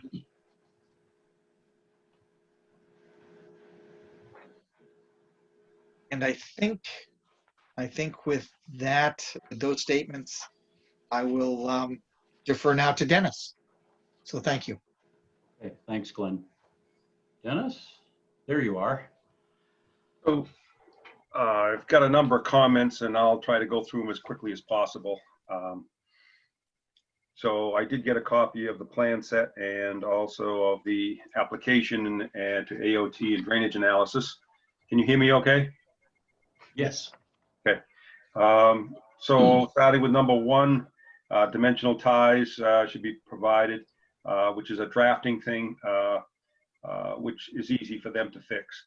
Number two, wetland note should include the stamps and signature of wetland scientists. Number three, note 4 should state on sheet S1 that's in the aquifer zone drafting. That's easy. Number 4, noted review, the permit states complies, but the board has to find out a little bit more. That's from Article 201. This is just a review of that, the first section of the pages that talks about the zoning requirements and conditional use. So I can skip over a couple there, which are just explanations of needing more information, and go down to perhaps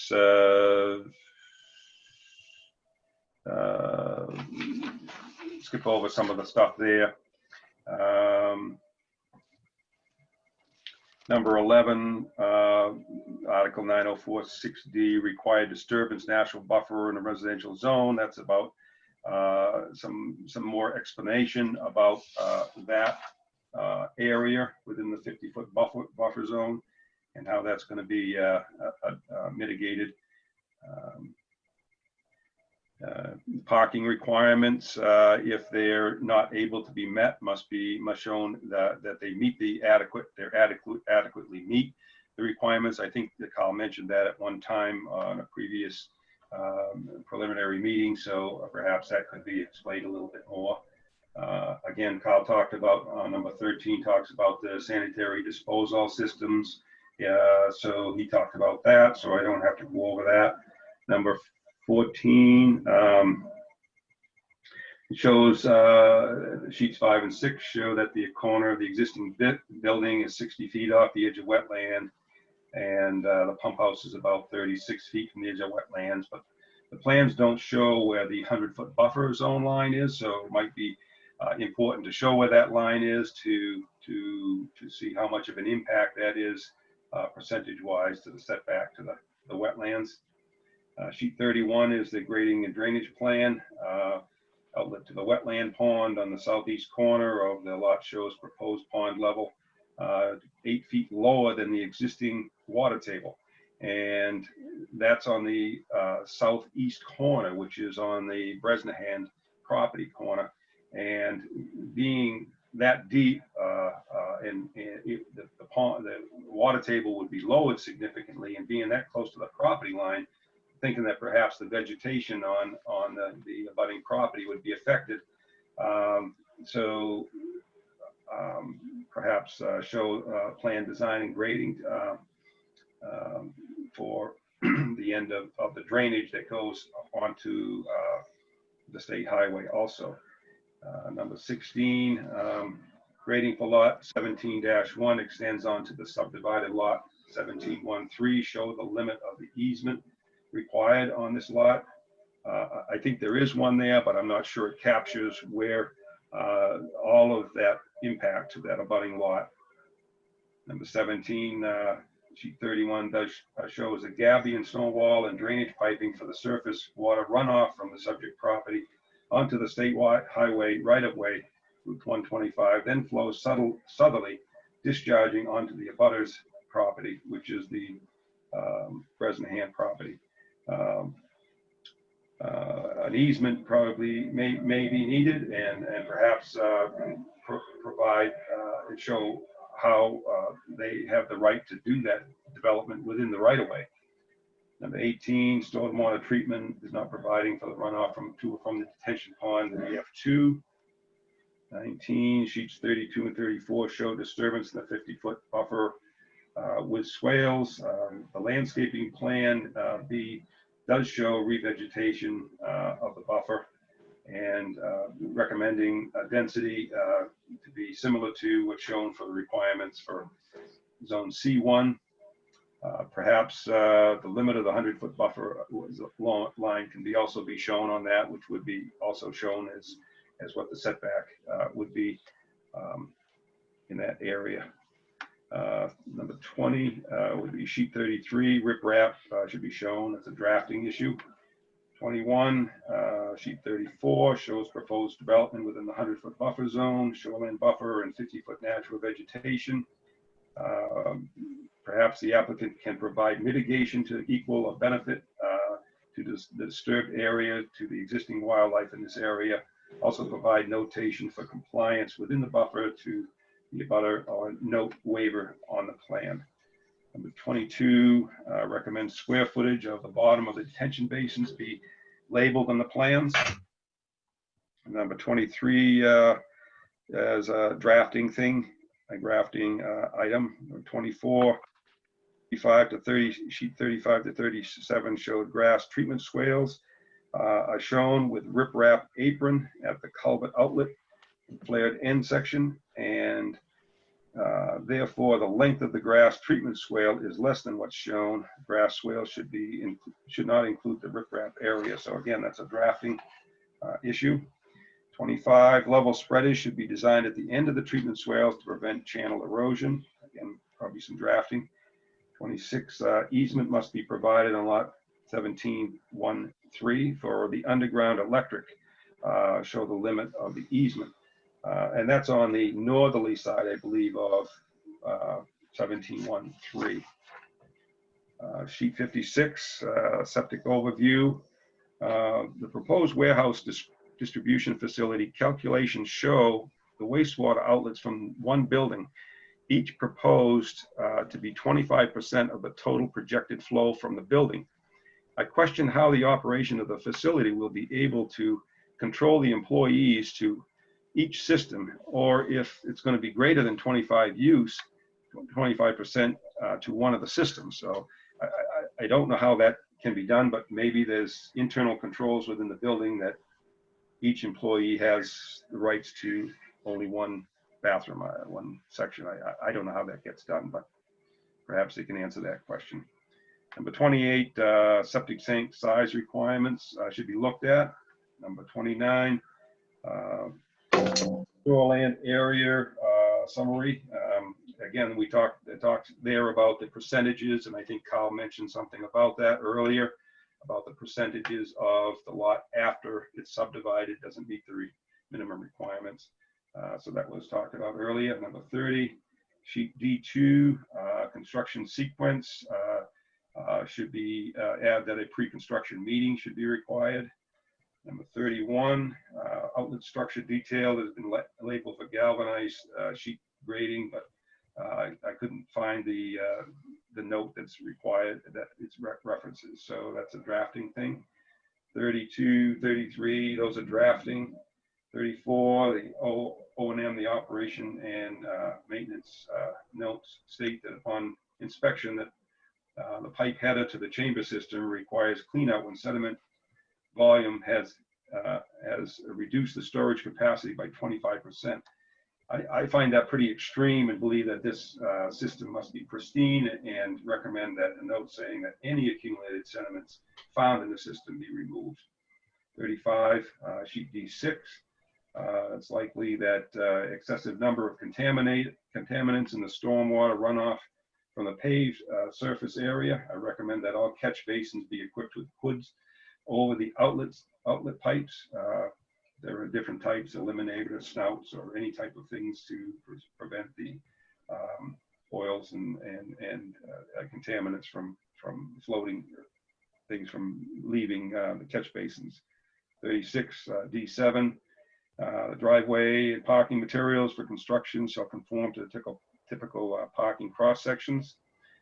37 sheet D10, details for the retaining wall is provided, and also a guardrail is provided, but where that guardrail goes on top of the retaining wall should be shown. 38 waivers should be listed on the plan. 39 state approvals listed on the plans. 40 show location for snow storage. 41 should be determined which sheets will be recorded.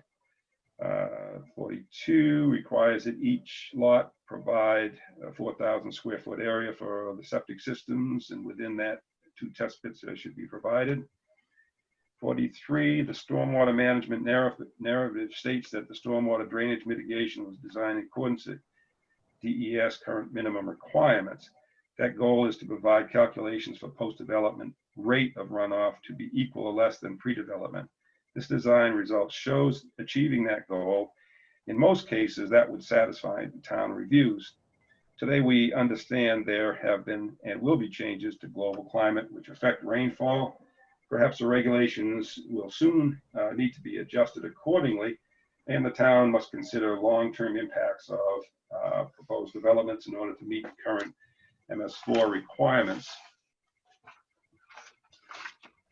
This is a large development which impacts natural physical characteristics and wildlife habitat in the town.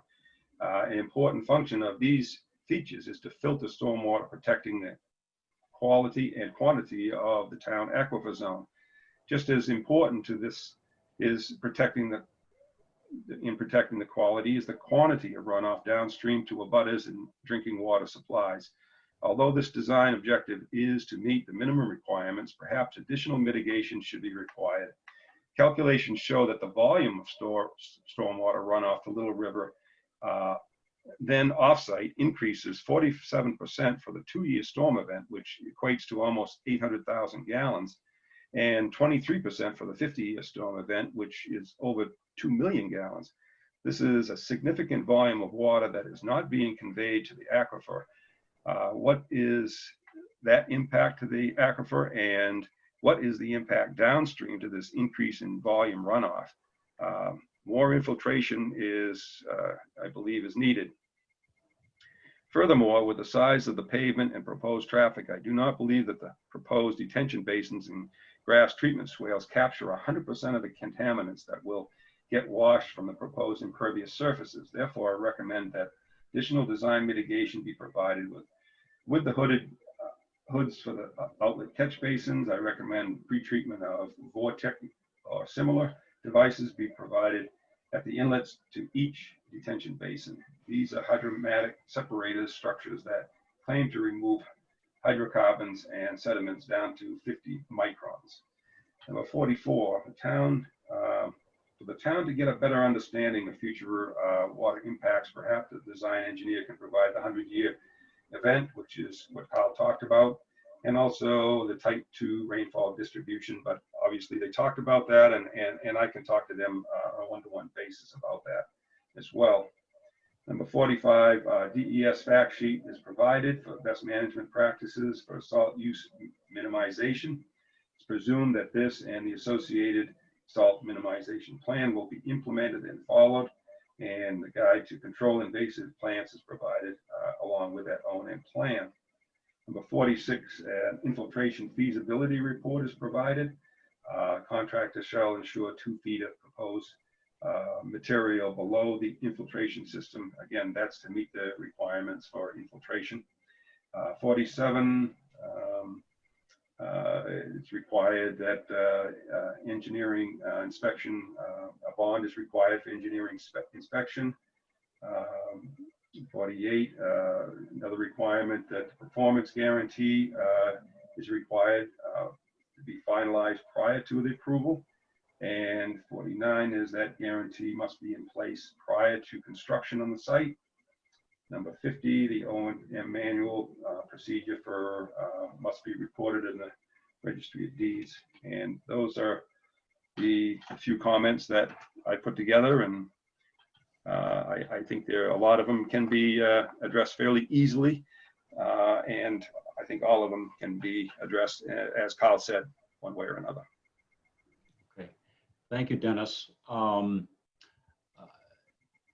I would expect that when we see the next revision of plans, that most of these items on Dennis's list and Glenn's list, for that matter, as well, should be pretty well checked off. I certainly would hope so anyway. You guys have had, you've had them in advance, so you've also had the benefit of hearing the discussion here tonight. So, so that should be a much shorter list. And Dennis, I don't think I've seen a 4-page review from you in a very long time. So, sorry. No, I mean, they're a great set of plans. Don't get me wrong. It's just, it's such a big project, and there's a lot of that are a lot more devices and a lot more calculations, and so I don't think it's severe. Certainly these things can be corrected fairly easily. Right. I wasn't complaining about the length of it. I was just, and you're right. I mean, the size of this proposal just indicates. It's indicative by the length of your comments that it's a complex application. So, okay, we do have comments from Health Department, from Conservation Commission, and from Fire Department. I can go through those and then open it up to the board for some discussion. And we do have some action items to be thinking about with regard to jurisdiction, with regard to technical review committee. And then we want to open it up for comments from public as well. So I know that Evelyn Nathan, the chair of Conservation Commission, is actually listening into this. I have a written statement from her commission. And Evie, would you like me just to read that into the record, or would you like to read it into the record? And if you're speaking, please take yourself off mute. Okay, yeah, you can read them. Okay. All right. All right, I'm going to start with the two shorter ones first. This is from Health Department. It's dated September 25 for this particular hearing. Peter Broderick is the health officer, and these are his comments. There are 3 of them. 1, Rockingham County Conservation District to do test pits due to subdivision. I assume he's referring to test pit witnessing, which is the town's practice, and yes, that needs to be done. The second item, confirm that the lot loading and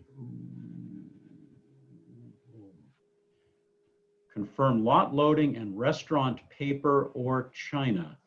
Well, I'm not sure. He might have been looking at the design review plans, which had a different facility on it, but there isn't a restaurant on this package. Is that right, Carl? Correct. You're on mute. There you go. Am I unmuted? You are now. You are now. Okay, yeah, that's correct. There's no restaurant component at all, and lot loading is actually shown on page sheet 56. Okay, thank you. The third item from Health Officer is verify setbacks to water and lot lines and town ordinances. And I believe that we've covered that in the presentation as well as in Glenn's and Dennis's comments. Okay. We have from Fire Chief and Emergency Management Director Graham Pellerin. His comment states, as before, the fire department would just require the building and anything on site complies fully with any applicable NFPA, National Fire Protection Association codes. And I mean, you'll need to be dealing with fire and police as you go through this process, but early conversations with them is always better than later. So if you have any things to run by them, I would encourage you to be communicating with both fire and police and building department and health officer in between meetings with us. Okay. And Evie, this doesn't have a date on it. I'm just going to call it today's date because that's when I received it. And it's from the Kingston Conservation Commission regarding this proposal. And it reads this way.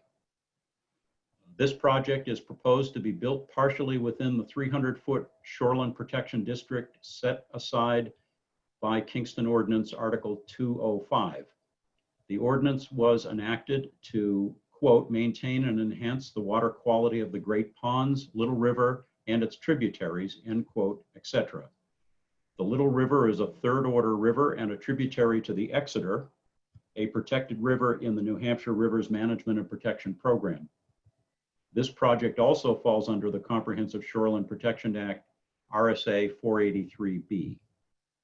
Although the plan states that there will be no disturbance to spawning grounds or other wildlife habitat, this project would in fact create a major stress upon and disruption of wildlife corridors and vernal pools in this glacial kettle terrain with associated uplands. This specific corridor along the Little River is also Kingston's most heavily populated Blanding's turtle habitat. Blanding's turtles are a state endangered, critically imperiled turtle species. Even without the developer's intent of filling at least one active vernal pool, parentheses, the decision regarding mitigation is still unclear, close parentheses. The square footage of the warehouse is overwhelming, even without an unnecessary incursion into the shorelands buffer. The building would comply with the buffer requirement if the two northernmost bays were eliminated. At this point, we have not been told any details about the proposed use of the building, which could bring up many other safety and environmental issues. Aside from disturbance to the natural community, there would be considerable disturbance to surrounding human communities. Traffic would increase as well as noise and air pollution. The size, scope, and scale of this project, with the possibility of future development on additional lots, would certainly result in contaminants and immense stormwater runoff. The affected towns must consider the long-term impacts of meeting our MS4 requirements. So those are the written comments for this meeting from Conservation. I'm assuming, Carl, that you have not seen a copy of that? Probably not. Mr. Chair, we have not. Would you like us to send you a copy? Please. Okay. Ellen, would that be possible to do? Or Glenn? Yes, I think I have it electronically. Okay. Thank you. I'm seeing Ellen, but I'm not seeing a response from her, so hopefully she's okay. Where'd she go? She's gone. Okay. Yeah, she just disappeared. She did. She did. Okay. All right, let's before we open it for public comment, let's open it to the board and see what questions or comments we have from board. And if you want to, I can see all of you, I think, because well, not all of you have your videos on. Oh, there we go. Some do, some don't. You could raise your hand if that would be helpful. Peter Coffin? Yeah, I'm going to go with Glenn Greenwood's earlier suggestion, and that is we deal with the question of taking jurisdiction, so we can get that kind of out of the way.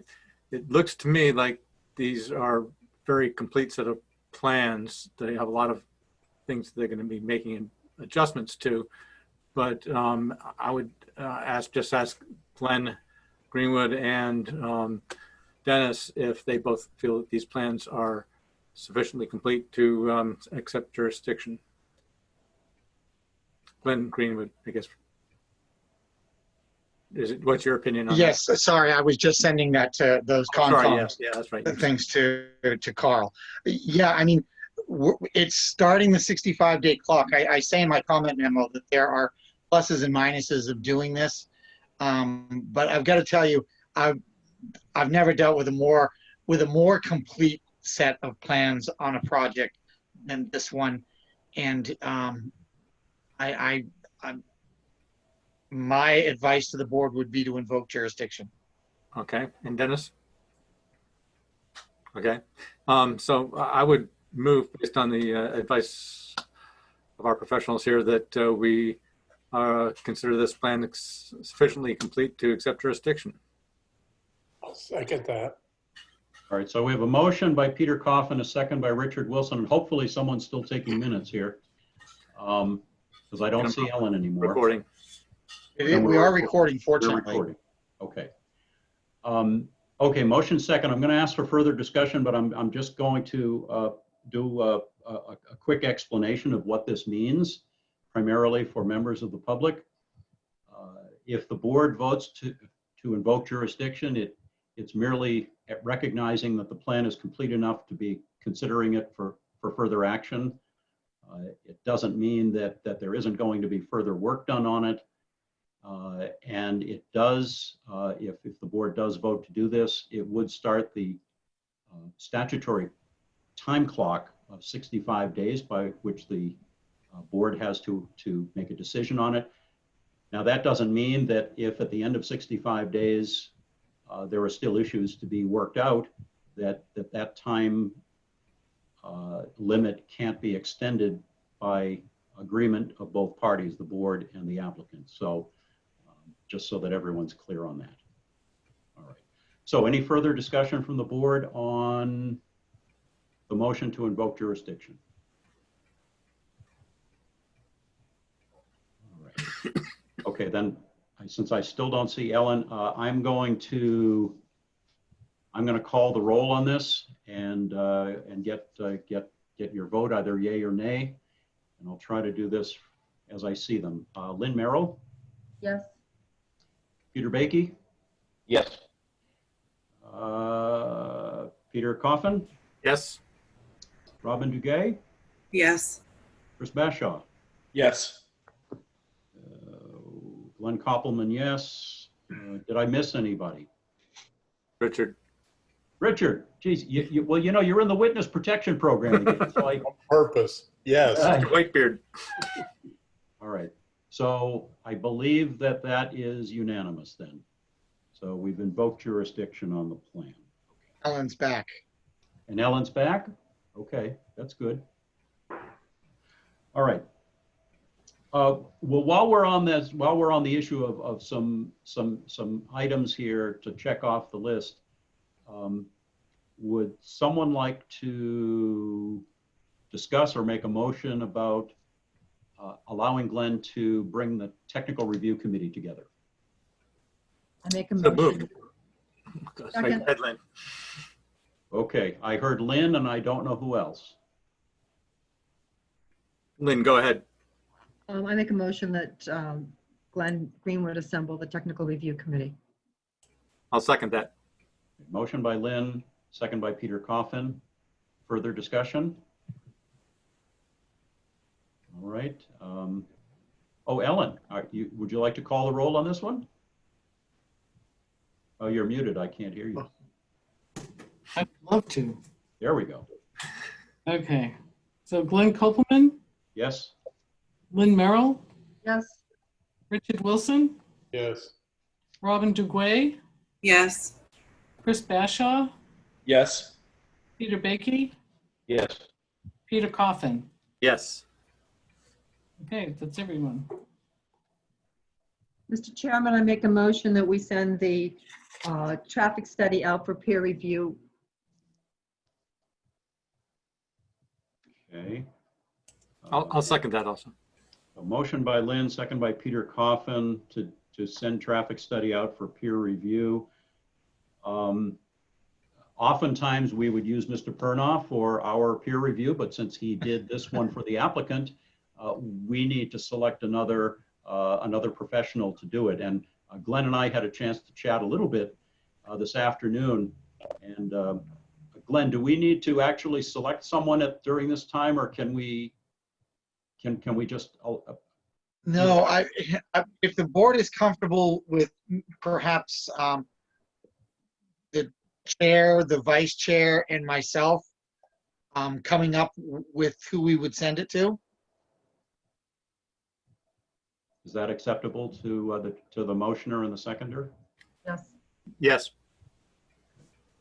All right. Okay, then further discussion on that motion? All right, Ellen, would you please, or are you back still? Oh, I think we might have lost her again. I think we did. Okay, I'm going to call the roll. Lynn Merrill, Yes. Peter Baiki, Yes. Richard Wilson, Yes. Chris Bashaw, Yes. Robin Duguay, Yes. Peter Coffin, Yes. Glenn Koppelman, yes. Did I miss anyone? Okay, so that's unanimous to send traffic study out to peer review, and Glenn and myself, and if perhaps Peter Coffin and who else did you suggest, Glenn, as? Lynn. Just Lynn, you and Glenn, other Glenn. Oh, sorry. Yes, okay. Do you want to deal with, even though we don't have it yet, do you want to deal with the item of the hydrogeologic study going to our peer reviewer That was when it's my ready? next, that was my next motion. I make a motion that we send the hydrological study to Dana Truslow for peer review as soon as it's received. Seconded. Okay, motion by Lynn Merrill, second by Peter Coffin again, okay. Yes. All right. That's with the understanding that it would be sent when it's available, and right now it is not, but Mr. Stone is already in contact with Ms. Truslow, so she should be expecting it once it's ready. Further discussion? All right, I think I'm going to have to call the roll again. Let's see, Lynn Merrill, Yes. Peter Baiki, Yes. Richard Wilson, Yes. Chris Bashaw, Yes. Robin Duguay, Yes. Peter Coffin, Yes. Glenn Koppelman, yes. Did I miss anyone? No. Okay, so that's all right. Any other loose ends like that we need to take care of at this moment? I'm assuming that you want to hold off to the next meeting for the conditional use permits. I'm guessing so, but Glenn, maybe you could answer that. I would like to, because I would actually like to hear from Dana some of her thoughts. Okay. I read the list of conditions for the conditional review, and one was the hydrological study needed to be in. So I think that even though that was on our list of things we should discuss tonight, I think we should probably wait till the next meeting for that. Okay. All right. Other questions from the board at this point in time? I realize it's a significant proposal. We've heard a lot of material tonight. You've had this huge roll of plans sitting on your tables, I'm sure, and using it for paperweight or something, but Lynn. Yes, I just had one question of Doug. When he was discussing the septic systems, he said that they would have a safety factor of 2. And I don't know what a safety factor of 2 means. Could you please explain that to me?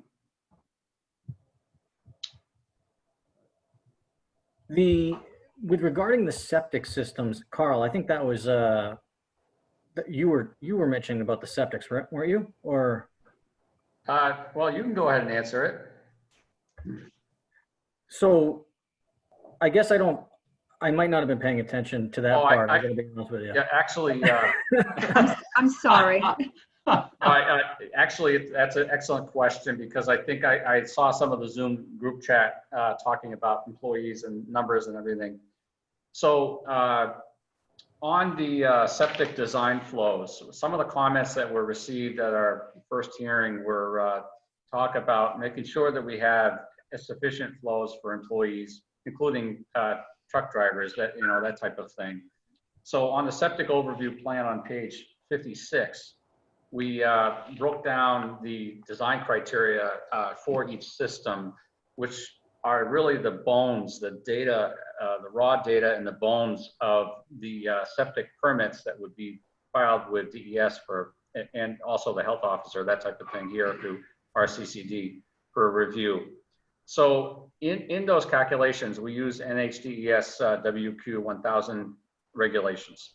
And in addition to that, we can use innovative treatment technologies, so ITAs, and there's certain flow criteria for that. So right now, the state requires 10 gallons per day per person for flow. And if we really ramped up the number of employees we need on this, times 3 shifts per day, worst case, a 24-hour operation, plus truckers. So we added everybody in there, and we ended up with way more than what we think we would need, but we just did it because we knew we could, and we knew that we could design the systems accordingly. So that's up to 1,200 employees, which I don't think we'd ever get here on this site, but 1,200 employees, and that's an equivalent 8-hour employee. So Lynn, you probably work 18 hours a day anyhow, or I know you used to. So, but you're still an 8-hour employee, a shift employee, 10 gallons per day per person. So that's a 24-hour flow of 12,000 gallons a day. Those inherently have about a safety factor of about 2. Based on meter readings and everything. We actually did a study as compared to this project of another one, a large building, even larger than this. And the state granted them accordingly waivers on reductions for those factors of safety, and they designed to those. Well, conservatively, Glenn and Dennis were telling us, you better do your job on this, and you better not ask for, substantial reductions on anything, even if something else has been done. Try to go by the book values. And the book values are typically based on meter readings, a factor of 2 for septic all day long, especially for larger buildings like this. So we did that, but we designed to the full 12,000 gallons a day, and you're gonna find that we'd probably only use about half of that. And even when we add in AquaPoint BioClear treatment, that gives us another 50% bed reduction credit that we're not taking right now. We're using no credit on that bed reduction for active treatment. We are for Presby Environmental. So I think we have an over design on this system, and it's all going to be collected and then equally distributed. And that goes to Dennis's comment on the distribution. So we're going to have equal distribution on that. So that's just reality based on meter flow readings and peak values and average readings and that type of thing. So that's very common with employeeship projects like this. Thank you. Okay. Other questions from the board?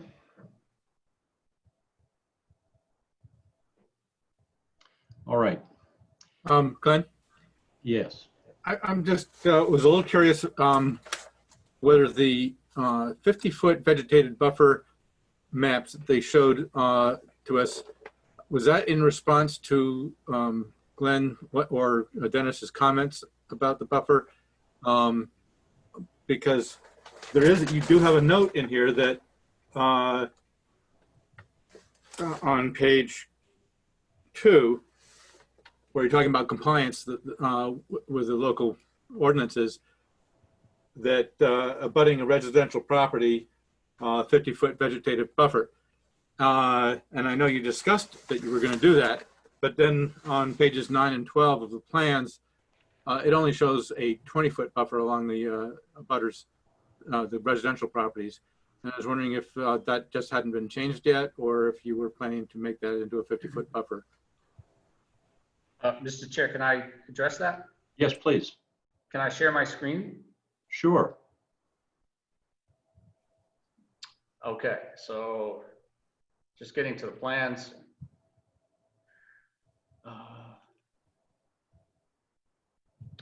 Okay. So, sir, you were talking about this, I believe, here. This is an existing conditions plan sheet. No, I can't even, I'm getting old. Sheet 8. But there's a 20-foot side setback here, and that's actually, you bring up a good point that there's a 20-foot side setback for building, but there's an overarching requirement in this particular zone. Even though we have commercial 2 zones abutting us, there are some residential uses over there. So that 20-foot building setback shown along that sideline should actually be reverted back to a 50-foot, which we comply with, obviously, because the more extending, the more stricter issue is the 50-foot. So that 20-foot side setback for a building setback on this particular existing conditions plan should actually, in this case with the overlay criteria, be 50 feet.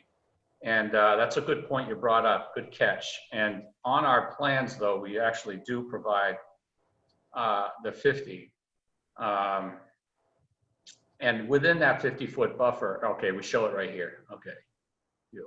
So on our site plans, we show the 50-foot residential buffer, and that supersedes the 20-foot, which we made disappear on our site plan from the existing additions. We move forward to a real site plan now with a real proposal, and that site plan we show a building setback of at least 50 feet, which is a 50-foot residential buffer, and that's actually extended all the way around that side of the project.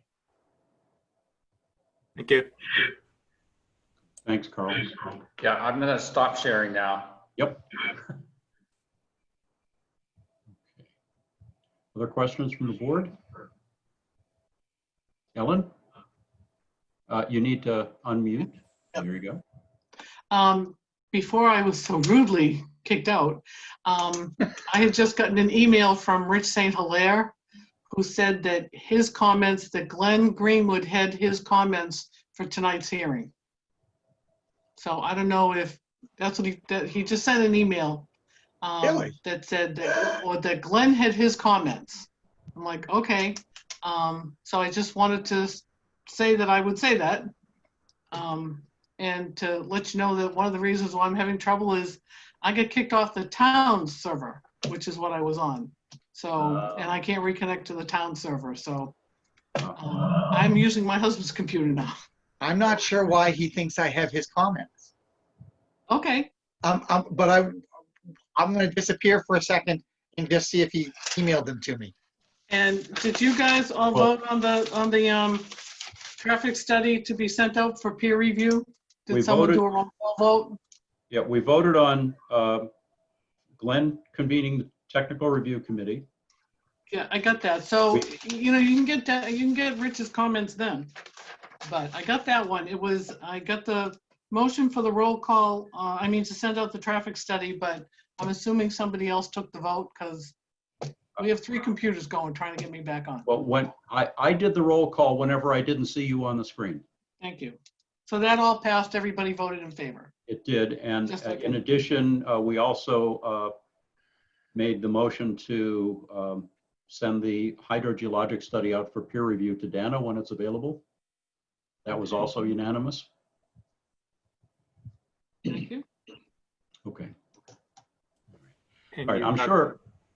I was going to say, and you got the vote on the accepting jurisdiction, right? Nope. Okay, but yeah, we voted all in favor of accepting jurisdiction. Thank you. So TRC, jurisdiction, traffic peer review, and hydro peer review. Those were the votes. I didn't think I was gone that long. Okay, thank you. Well, okay. All right. Well, comments keep coming into chat. I see them pop up. Obviously, folks are getting anxious and they think that they might not have an opportunity to speak. So I assure you that you will. But I want to make sure the board is done with their questions at this moment.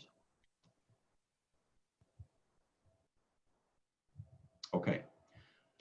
All right, Glenn, here we go. As I explained at the beginning, the way we're going to try to do this and try to keep some semblance of order to the process is that we would like to give you the opportunity to actually speak in person to the board to ask a question or make a comment.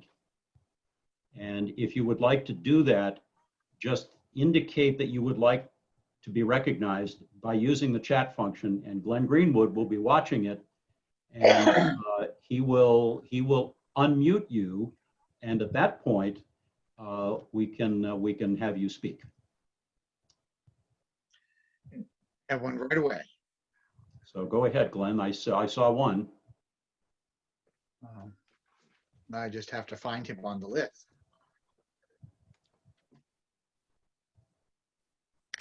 I unmuted myself. Yeah, perfect. Jason Fellows, 15 Marshall Road. All right, Ellen, did you catch that? I did, thank you. All right, Jason, would you make sure to speak up, okay? Sure. My concern is the entrance on 107. I'm curious as to what assurances we're going to have about the limited employees using that. A proximity card, the access system, all it is a drop down to add people to it, and that would be controlled by the tenant. So my concern is that would be opened up to more people over time. Okay, thank you. Carl, I'm going to ask you to address that, hopefully. Okay, I think I'm unmuted. You are. So I think it's Mr. Fellows. So, that's a good question. We do know a few things. We know that any of these users would want to, and I think the town, the fire department would want a back entrance. This would have, before we told the board that this would be a full access. And after talking to, we're under non-disclosure agreements, but after talking to those people, the users would agree to a security system that is a full security system in the front, as well as the back, which is 107. No trucks, obviously, we already know that. And Jason Fellows was talking about employees, a number of employees. So what Steve Pernaud did in his traffic modeling is, I think he used a 15% figure for that to make sure that we would meet that criteria in terms of DOT criteria and site distance and flow throughput for that employee driveway. And that would be a very small percentage of people, and especially throughout the peak hour. The peak hour of these employees usually is just slightly offset the normal peak hour of AM and PM. I don't see, is Mr. Pernaud still available? He is. And this might address some of the other comments I saw coming through the chat on this driveway and the how you came up with a 15%. What 15% of what, and what does that really mean in terms of your peaking and the number of people through that driveway? So, because it's not a simple algebraic formula. Mr. Pernaud, are you there? He is. Okay. Yes, I'm here. That's what I like, easy questions at 8:48 p.m. So here's the situation. That 15% was not a number that we derived and came up with, oh, we're going to use 15%. Rather, what we did is we looked at, we broke out the site in terms of sub areas. And we know the total number of trips, and we know the regional trip distribution patterns, and we know the shortest or minimum path to go to each one of those. And just as an example, the warehouse and office building at the north end of the site, they weren't even considered when it came to this driveway on 107.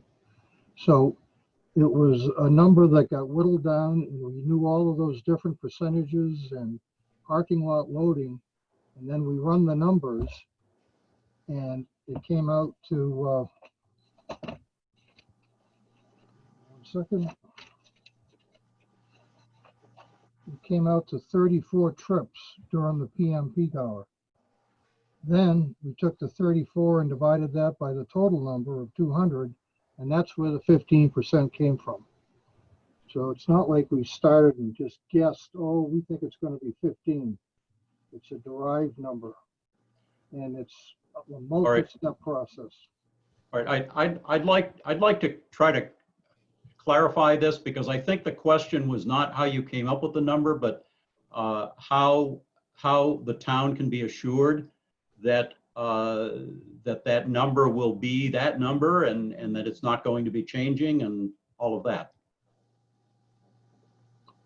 So I think Mr. Dubé can probably answer how that card system works. Yeah, a couple of things we've done in the design of this. So as Mr. Pernaud mentioned, The office building and the existing warehouse building, those are totally separated from this driveway. You cannot drive physically, you will not be able to drive from those facilities out to 107. This would only be for the new facility. So that's number one.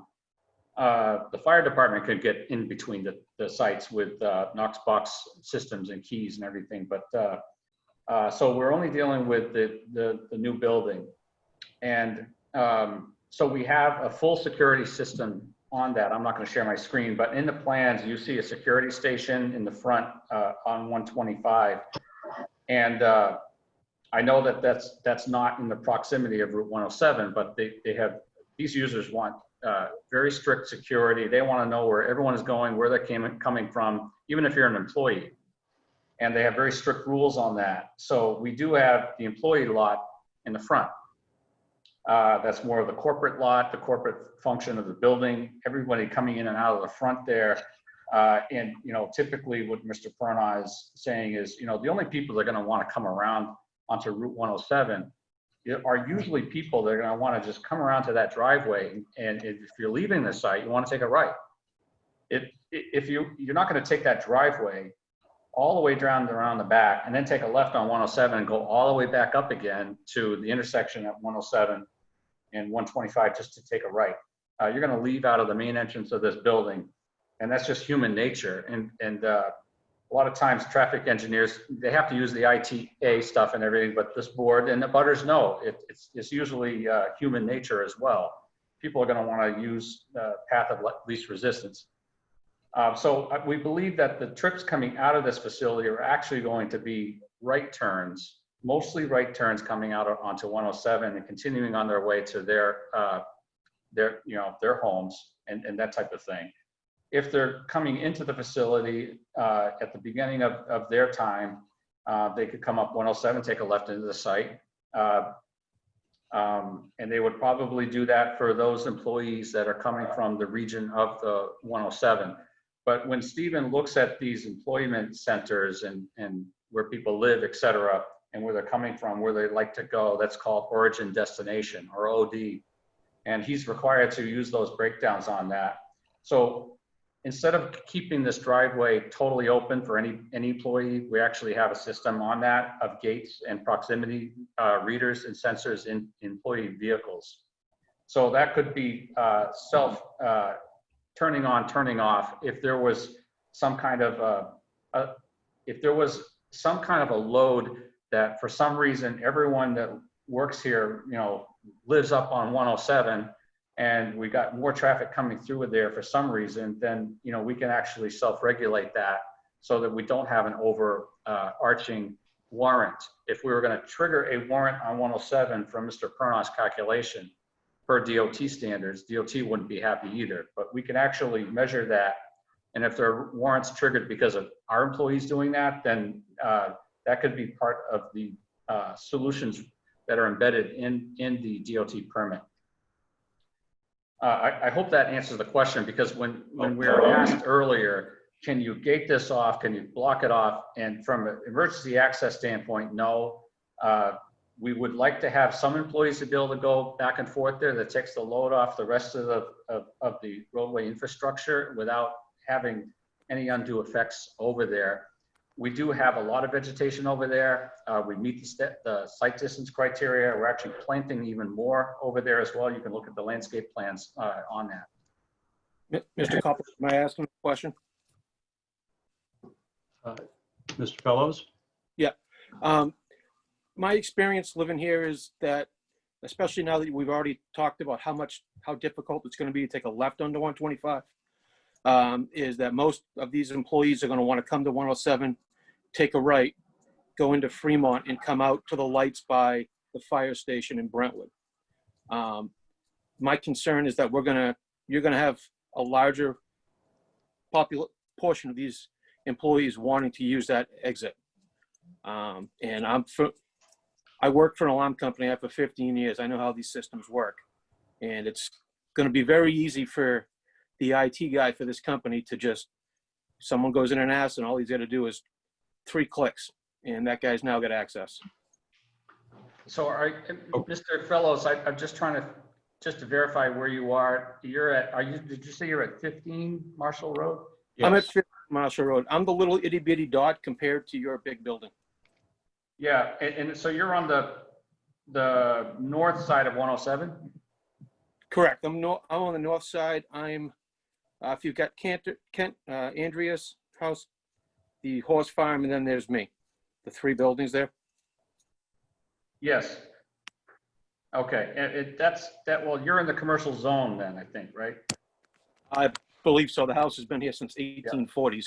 So you're in between Okay. our 107 driveway and the 125. So I think that you're going to actually, a lot of these employee trips are actually going to bypass you because you're in the middle of all that traffic. They're either going to go up on 107, come from 107, or they're going to come from 125.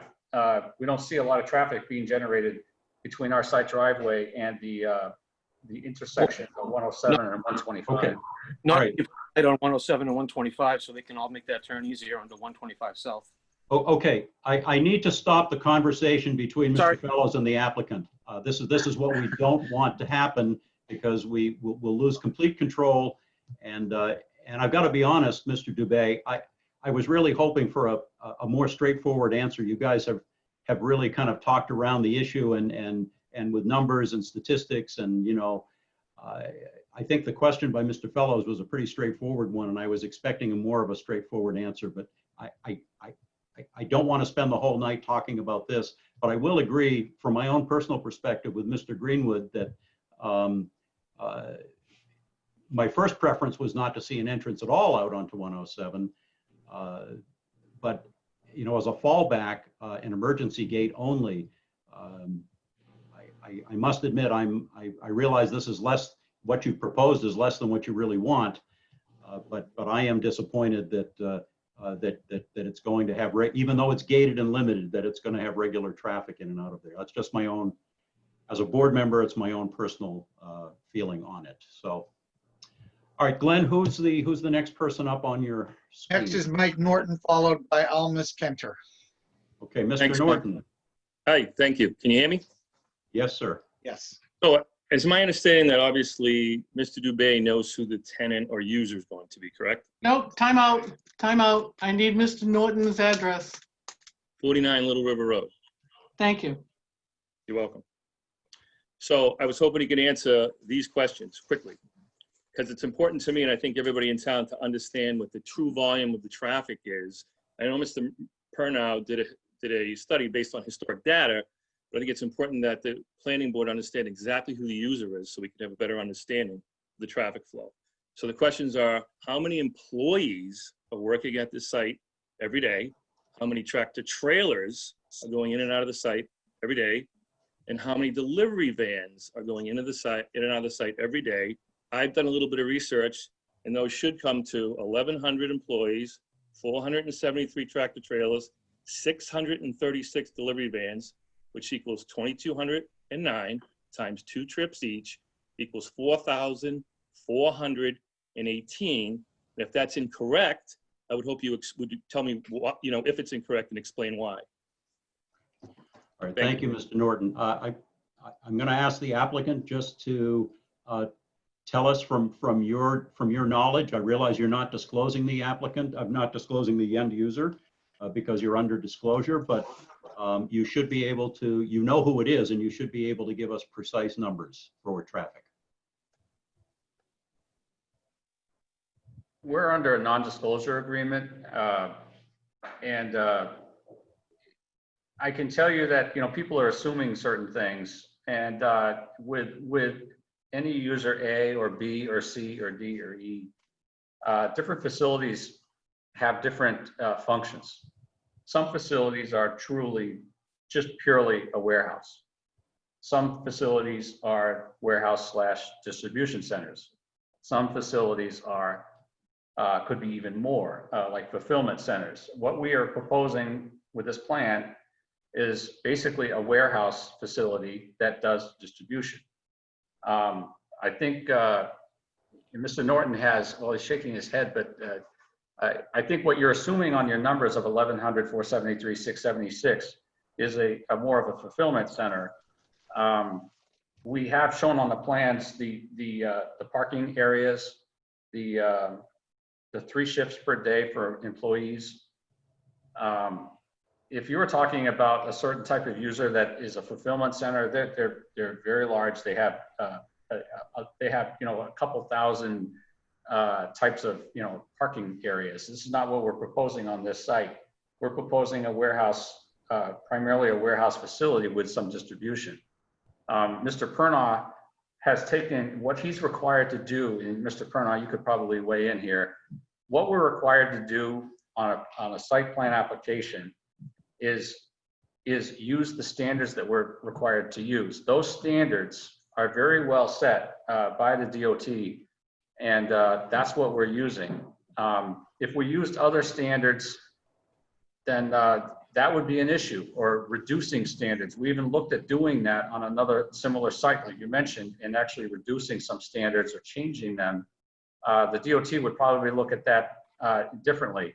But Mr. Pernaugh can weigh in. I don't want to be long on my response, but we cannot name the user, nor do we have to. I don't want to get bullied into naming a particular user. All I can say is this site we've done I believe a fantastic job on these plans. This is a fantastic thing for Kingston. Just there's $500,000 just in impact fees alone, just for the fire department on a project like this. The tax base would be tremendous. This is what it's zoned for. We're on the corner of 2 state roadways. To conjecture on the number of delivery vans or tractor trailers or any of that, other than what we're required to do is that's not fair. That's not fair for our application. Well, Mr. Dubé, we're not asking you to disclose the user. We know that you're under that disclosure and you can't. But what you as the applicant are obligated to do is to make sure that this proposal is representing the impacts that it will have based on that user. And if you're telling us that the traffic numbers that are being represented in the proposal and that Mr. Pernaugh is using for his review are consistent with the user that's going to be going in here, then I would assume that you've covered your base there. But I think there's a lot of speculation about the different types of uses that could be here, and it probably would be helpful to people if they knew who the user was, but since we don't know, we have to rely on you to be providing us with the correct traffic numbers and the coming in and out of the facility. We are using the ITE numbers that are required as part of the review. If Mr. Pernaugh wants to just confirm that. Sure. Our analysis is based on several different land use codes. The derivation is spelled out in the appendix, and the results are summarized on table 1. And I couldn't jot down all of Mr. Norton's numbers, but I guess I would have to see his calculations to see how he came up with his numbers. But one thing I think that's might be getting lost in the weeds here. The purpose of doing the study and all of this number crunching and traffic counts is to make sure we come up with the right mitigation plan. So I told you earlier that based on the numbers in our report, we're recommending a southbound right turn lane on 125 at both driveways. That's not going to change. Even with Mr. Norton's numbers, I would still say if his are higher, yep, we still want a southbound right turn lane on both driveways. Same thing on the northbound left turn lane warrants analysis. We already met it. It's not like you need 2 left turn lanes. One is ample for what we've analyzed and whatever other hypothetical we can come up with. We looked at traffic signal warrants, not even close at the site driveways. That finding's not going to change. So I am confident that the mitigation plan that we recommended, which is summarized in Exhibit 1, is going to work for a whole host of tenants. And by the way, I don't know the specifics. It wasn't disclosed to me. I asked for information. Nope. So our analysis is based on the standard trip generation rates published by ITE and the 800,000 square feet that came from the site plan, 144,000 square feet for the existing warehouse, and the 22,000 square feet for the office building. So that's where my All right. numbers come from. I don't know what to say, Mr. Norton. I've asked the question as many times as I can, and again, I'm having a hard time with some of the answer, but hopefully, well, Ellen? I just think that, am I muted? No. No. Okay. I think the question is, for Mr. Perno, is does a warehouse facility that does distribution versus a fulfillment center, would that change any of the mitigation that's being proposed on the information we currently have? Because that's what Mr. Dubé had said, that one was a facility that there are different functions, and this is a warehouse facility that does distribution versus a fulfillment center. Would either of these, the difference between the two, would that actually change anything that you're proposing for mitigation for the activity on the site? Most likely not. And just so you know, ITE has more than one type of fulfillment center. But to answer your question, no. We're still going to recommend the widening of 125 to that 3-lane section, if you will, a 4-lane section under any scenario. We're not going to recommend less. Would it be likely that there's any way you would recommend more? Well, no, as I try to explain, one southbound right turn lane is sufficient. It's not like you'd ever have a double right turn lane entering the site. I haven't seen one yet in New Hampshire. Same thing with the left turn lane. One is sufficient. And what it could come down to is storage length. If you go to our mitigation plan, we came up with a storage length for the south driveway of 50 feet. Same for the north side driveway. What our mitigation plan is based on or recommends is 200 feet. We did that because we don't know exactly what kind of tenant is going to occupy this. So my answer was, well, if you can't give me more specifics, my analysis says 50 feet required. I'm going to recommend 200. That's PERNAW being conservative to cover the bases. And you can see that right on the plan. It's kind of a belt and suspenders approach. All right. We need to move on to more questions, but I'm going to tell the applicant that, again, from my own personal perspective, and I realize that I've sort of taken the microphone here, but by the time this comes to a vote by the board, I would expect that we would be voting on a proposal that would have a very specific amount of traffic based on the proposed use that you're bringing forward. So hopefully that will be the case. Glenn, who was the next? Was it Mr. Kenter? Almas Kenter. Hi, Almas Kenter, 23 Marshall Road. I'm a direct, really a direct abutter, and I have a whole bunch of concerns. First off, maybe you can address them. I will mention them all at once. Stockade fence, is that considered part of your construction as a residential abutter? What are my buffers in regard to that? That's the first question. The second issue is the Route 107 exit. I understand it's not going to be for trucks, but I would assume that it would be big enough for trucks because it's probably going to have to accommodate fire department, and it probably would have to accommodate an emergency egress if that was required, an exit by everybody through that particular exit. I am particularly also concerned about that 107 exit because I think a lot of people will use that exit if they possibly can, even if they're going to go south on 125. The other thing is that one of my property pins is down there, and it's indicated in the property in the plans.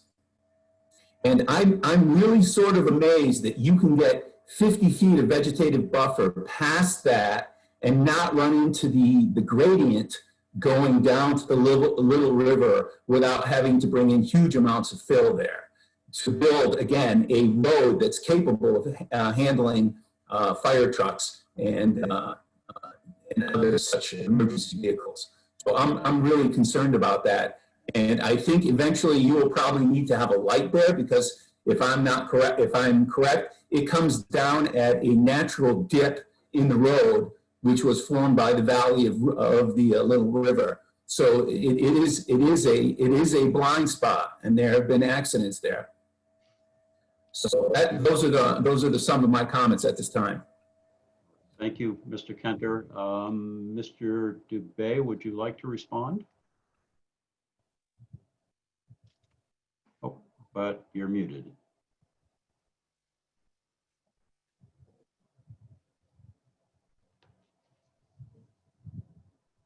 Oh, I'm unmuted now. Okay, I think I am.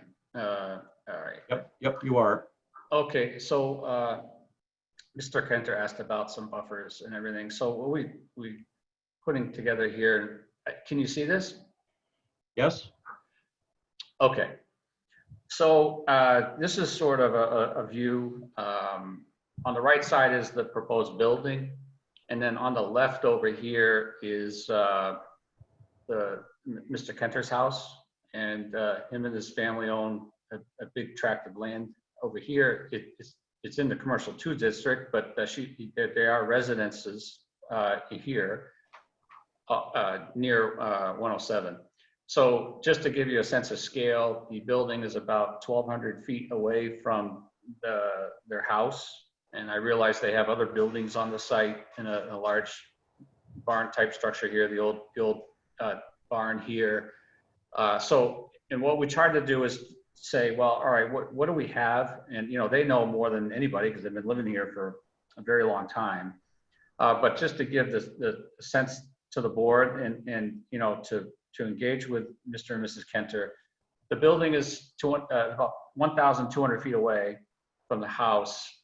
I'm sorry, but that has nothing to do with my particular comments. My comments have to do with this corner down here. Yeah, I mean, how far my house is from your warehouse has nothing to do with my questions, okay? All right, well, I just took a note. You asked 2 questions. One was about the buffers. The other one was about 107. So I'm just trying to give you a summary on, you know, in terms of scale, where we are. If you don't want me to answer that, I won't. I'll just go on to the 107.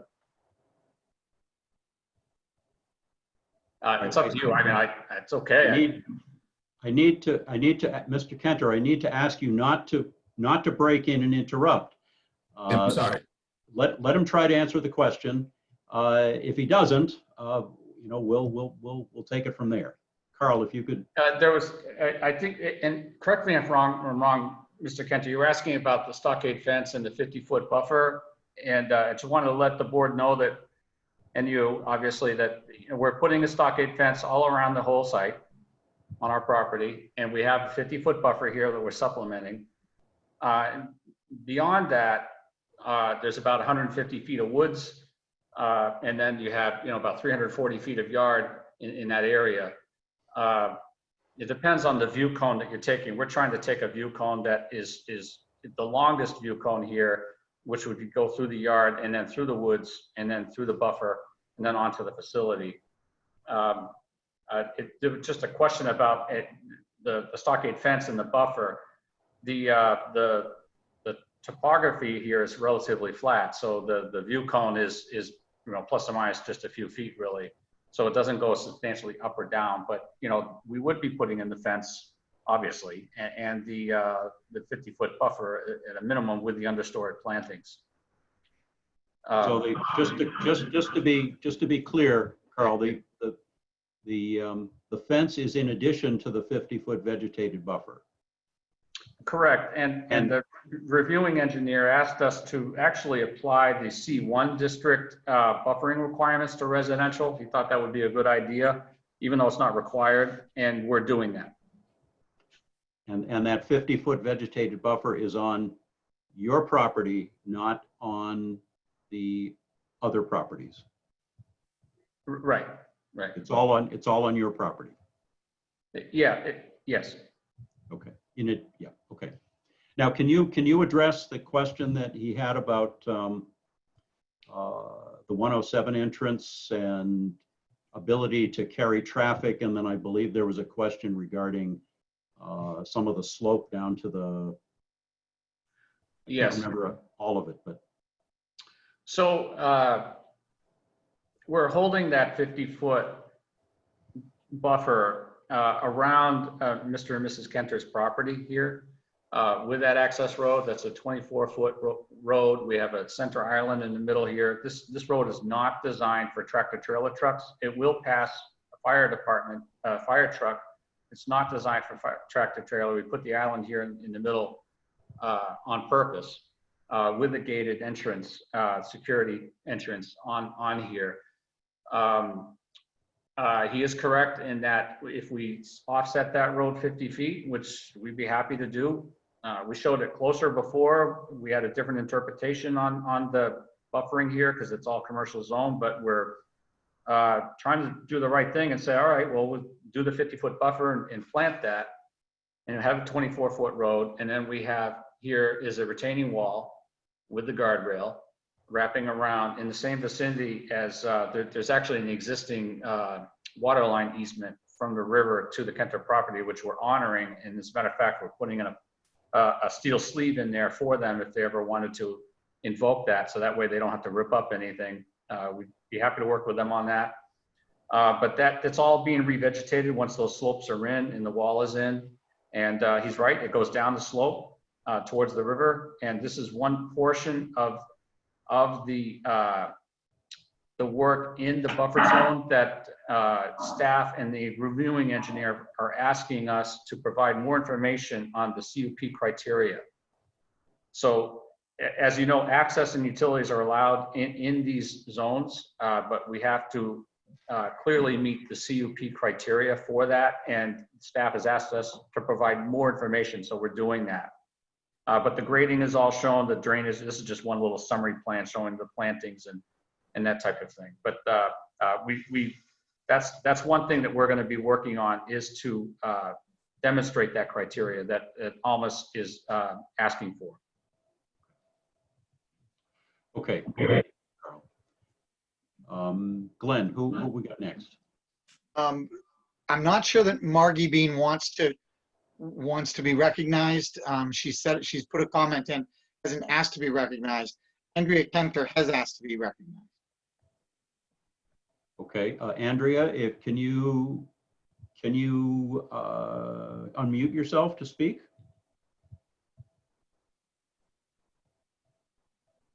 I don't know if Glenn noticed, but Ms. Kenter does write that she would like to be recognized. However, she has poor connectivity where she is, so she would appreciate response to her written questions. I think she probably means ones that she previously wrote in the chat function, but perhaps she can join, but this is what she's just written. Do we have that in the chat? Previously, she, let's see. The only thing I see from Andrea Kenter is she questions that people will go left to head towards 125 when they leave the 107 entrance. She has about 6 questions. I don't, oh, no, I don't, they're probably gone by my, oh, you know why? Probably wasn't when I wasn't here. It was when you were gone, yeah, because Well- I have them in going back to 8/16, 7/51. All right. Are they questions, Glenn, that we've covered already, or are they new questions? I think that they're a bit of both. Well, maybe you can read them and then we can ask the applicant to respond. Okay. Let me go back to the first one that I see from her. All right, the first one I see, okay, he addressed the first one and talked about the lighting and height of the poles. Right. So he addressed that one. The next one is, please clarify the total trip counts on page 13 of the traffic study. Is the total count for weekdays 1,966 trips plus 274 truck trips for a daily weekday count of 2240 trips? Your headings in the tables are not clear.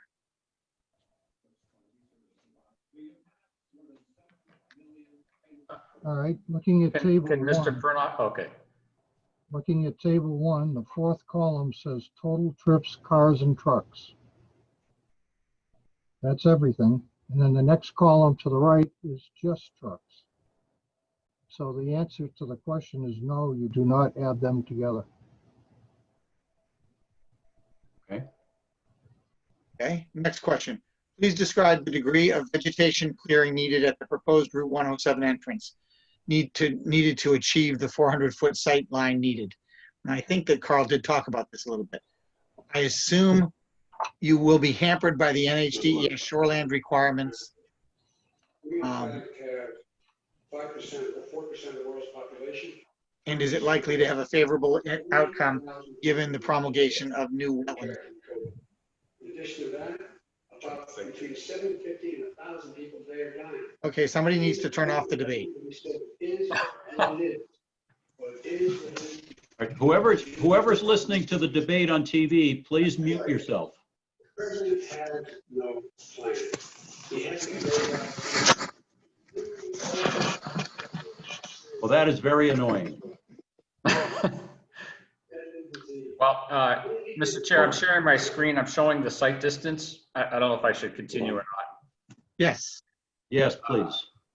So in answer to the question, on page 60 of the plans is a site distance, and that's we require 400 feet of site distance on Route 107 because it's a DOT controlled road.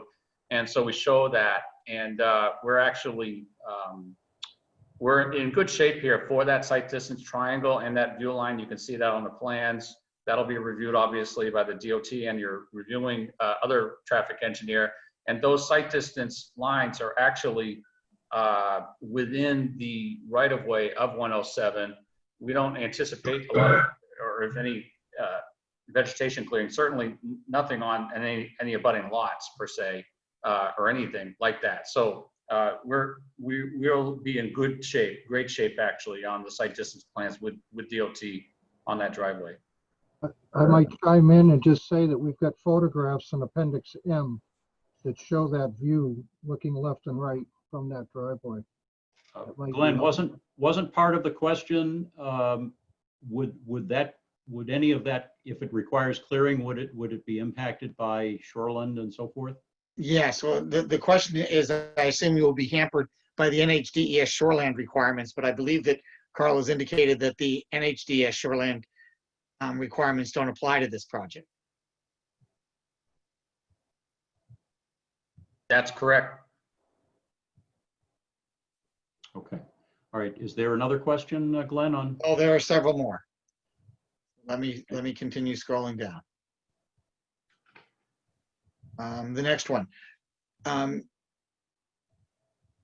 You have proposed a stockade fence along a significant portion of the abutting boundaries. We have hunted the land for 20 plus years and significant deer population exists. How will a stockade fence meet the objective of promoting wildlife corridors?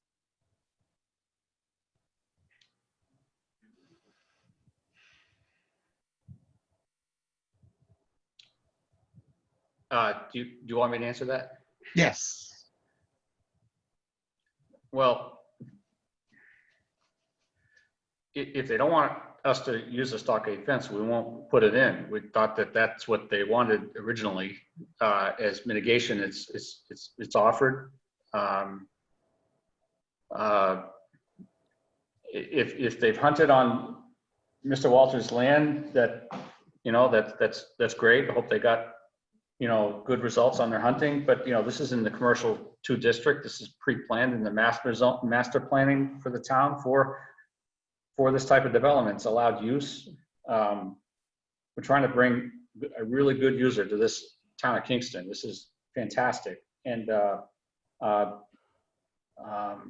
when we convert woodlands into commercial 2 development, then yeah, I mean it's obvious. A deer is not going to be in a parking lot.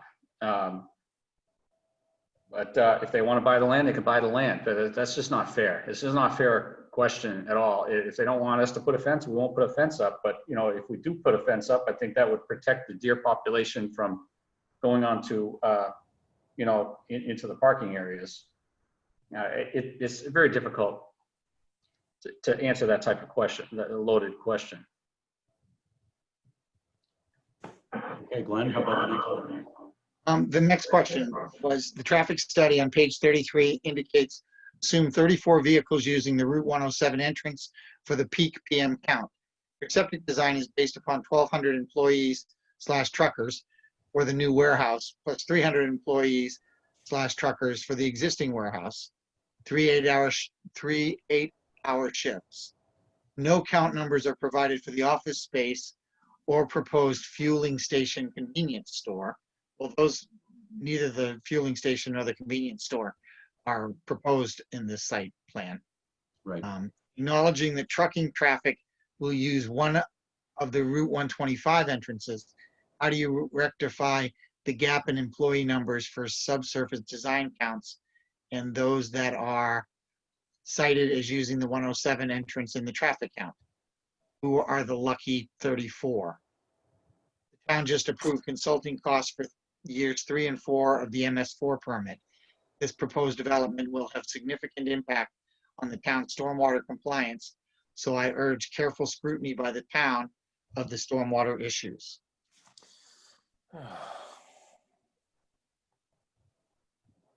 Okay. Was that the remainder of the questions, or was that one long question? That was one long question. Oh my word. Okay. I think we beat the traffic thing to death. Mr. Dubé, I don't know how you want to address that one.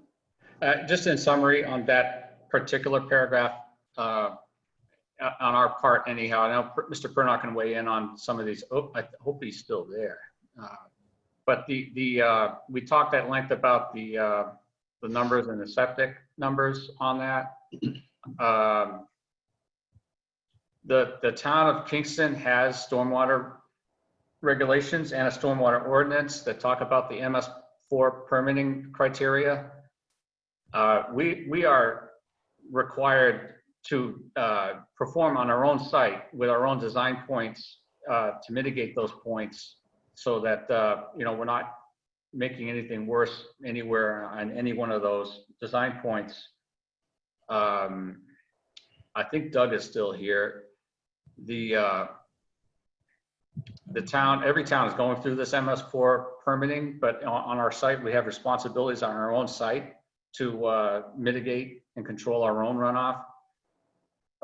When we do the off-site improvements that benefit the corridor and the intersection, those would have its own stormwater management practices as well as part of the design and the review by the state itself. All that would have to meet the stormwater compliance of EPA for SWIP for EPA, as well as the state. And she's urging careful scrutiny by the town of the stormwater issues. And we're absolutely doing that. We're putting our first foot forward right away without waiting for, the reviewers to start suggesting things and then us fighting it all the way. We're actually embracing that. And you can see what Doug is doing on that. Next question. if that resolved, I mean, if that was the end of your response, Carl, I'll go to the next question. Yes. Please address what, if any, NHDES air resources requirements the proposed development will require for the idling mobile sources, i.e. serious number of daily diesel engines on the premises.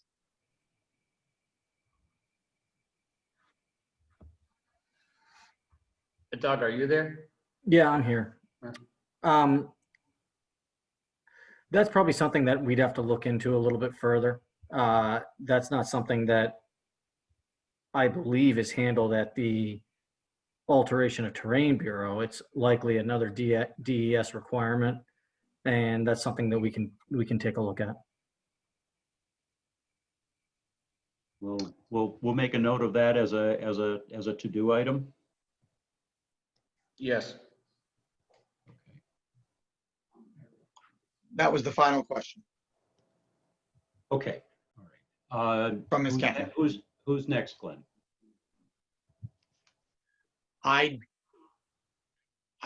still unresolved as to whether Ms. Bean wanted to speak directly. She's the only remaining person in the queue. Okay. Margie, did you want to speak? Yes, can you hear me? No, not No. well. Okay. Let me turn up my volume. No, it's not legible. You can't hear me at all? Well, now that's a little better. Okay.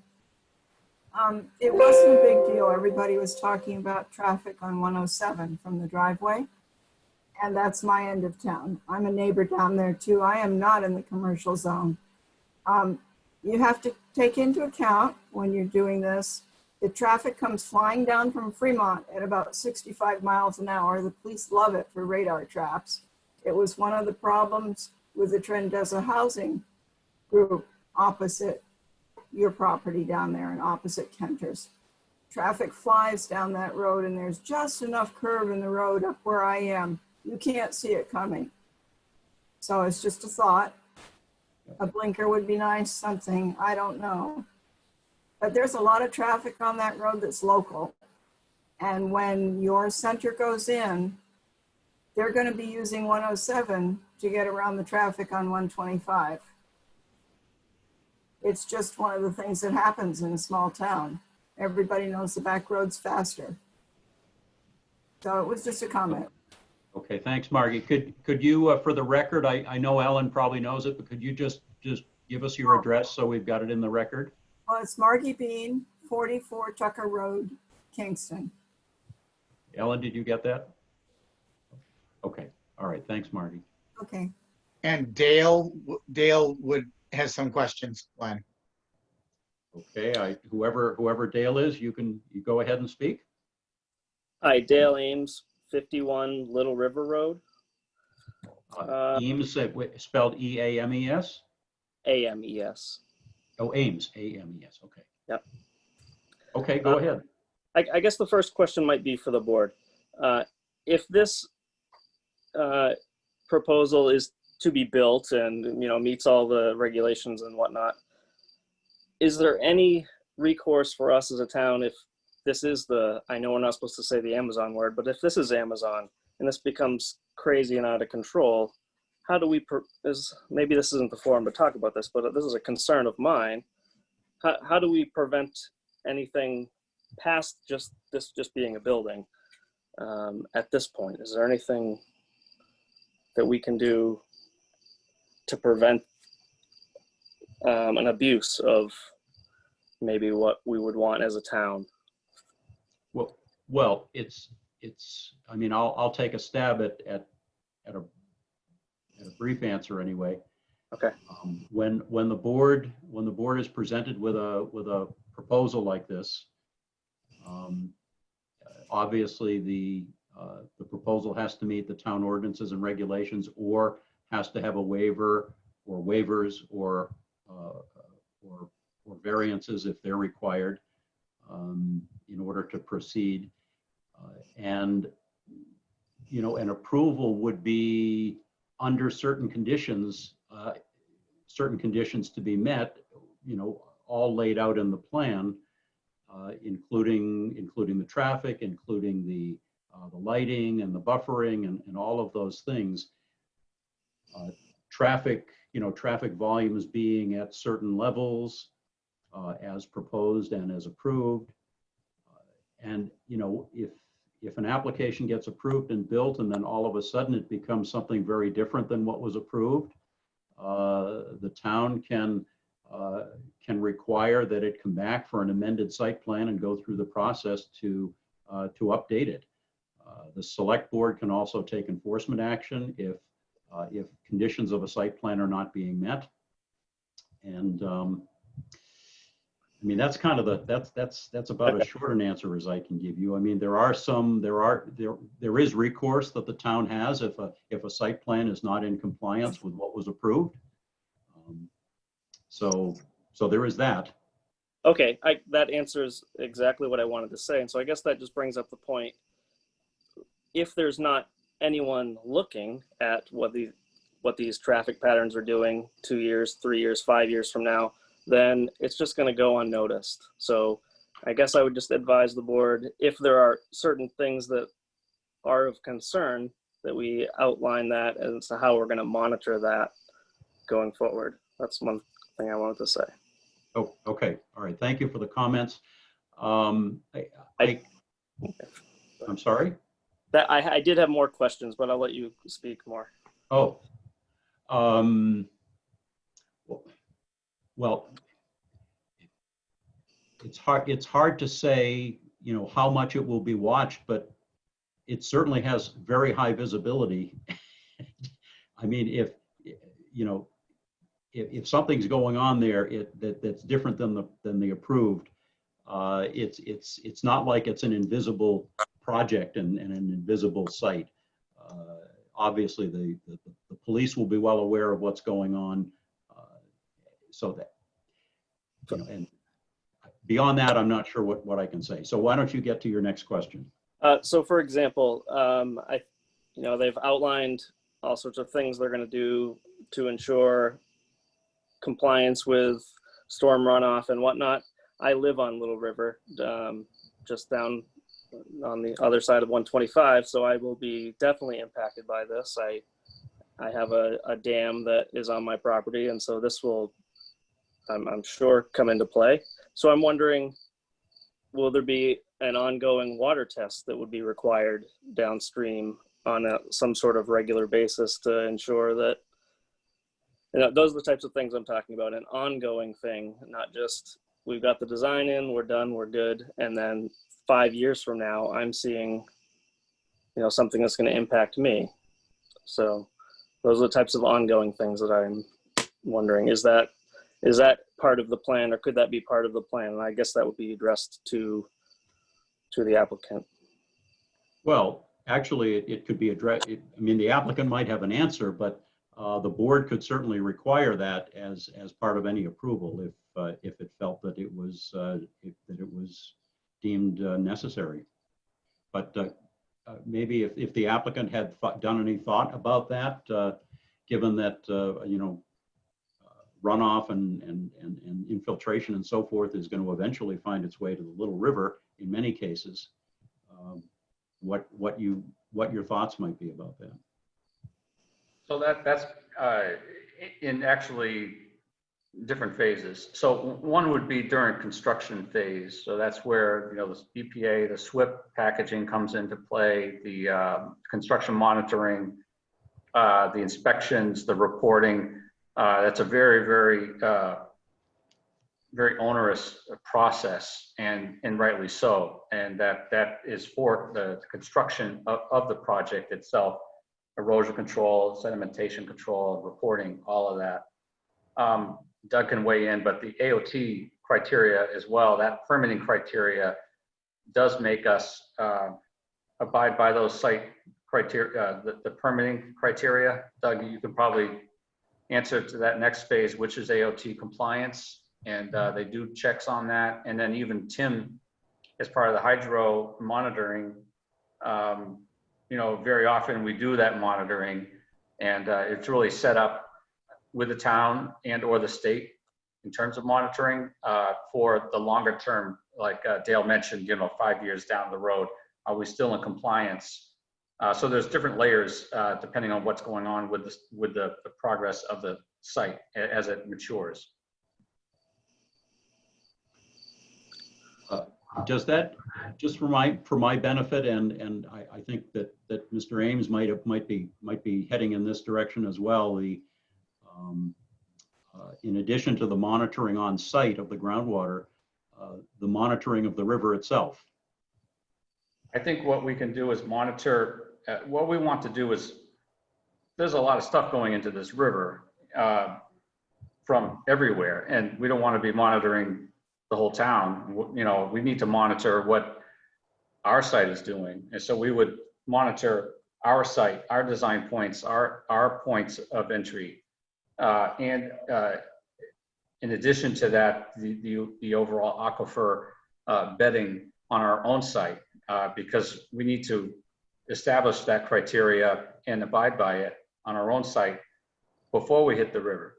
So, we'd be happy to do monitoring on our own site at those interfaces, but going downstream or upstream, or trying to figure out what other people are doing, we have our own responsibilities, and we're going to abide by those. And if the board or the state need us to perform that monitoring, then we'd be happy to integrate that.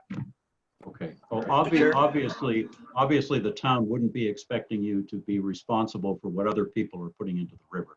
It would be a question of making sure that whatever happens in this site is not having negative impact. That's all. Yeah. Doug, did you want to say? Yeah, if I could just add just a couple items. So I crunched some numbers because any site this large, it's kind of hard to wrap your head around it as far as what you're dealing with flows. It's just such a large amount of impervious area. And so just to give a couple numbers to put into perspective, the 2-year storm, again, that's that storm that I talked about originally, was at 3 inches of rain. On site total right now going to the Little River from our property, and that also includes the areas of Little River itself, because obviously that's an impervious surface, being that it's an open water feature. There's 28.8 CFS, that's cubic feet per second of water leaving our site that we're contributing to the Little River. Now, what I think is interesting is if you actually break down, and this is something that Dennis or Glenn wouldn't have done because we didn't break this down, they would have to actually calculate it as part of the analysis. But of all our best management practices, everything, that's all the ponds, the recharge systems, everything, the total in the 2-year storm coming from, that's leaving our site during that 2-year storm, is only 4.5 CFS. Now, if we were to let 100% of the water go, which means that, we have that massive roof, the massive parking lot areas, we would be letting 140 CFS go.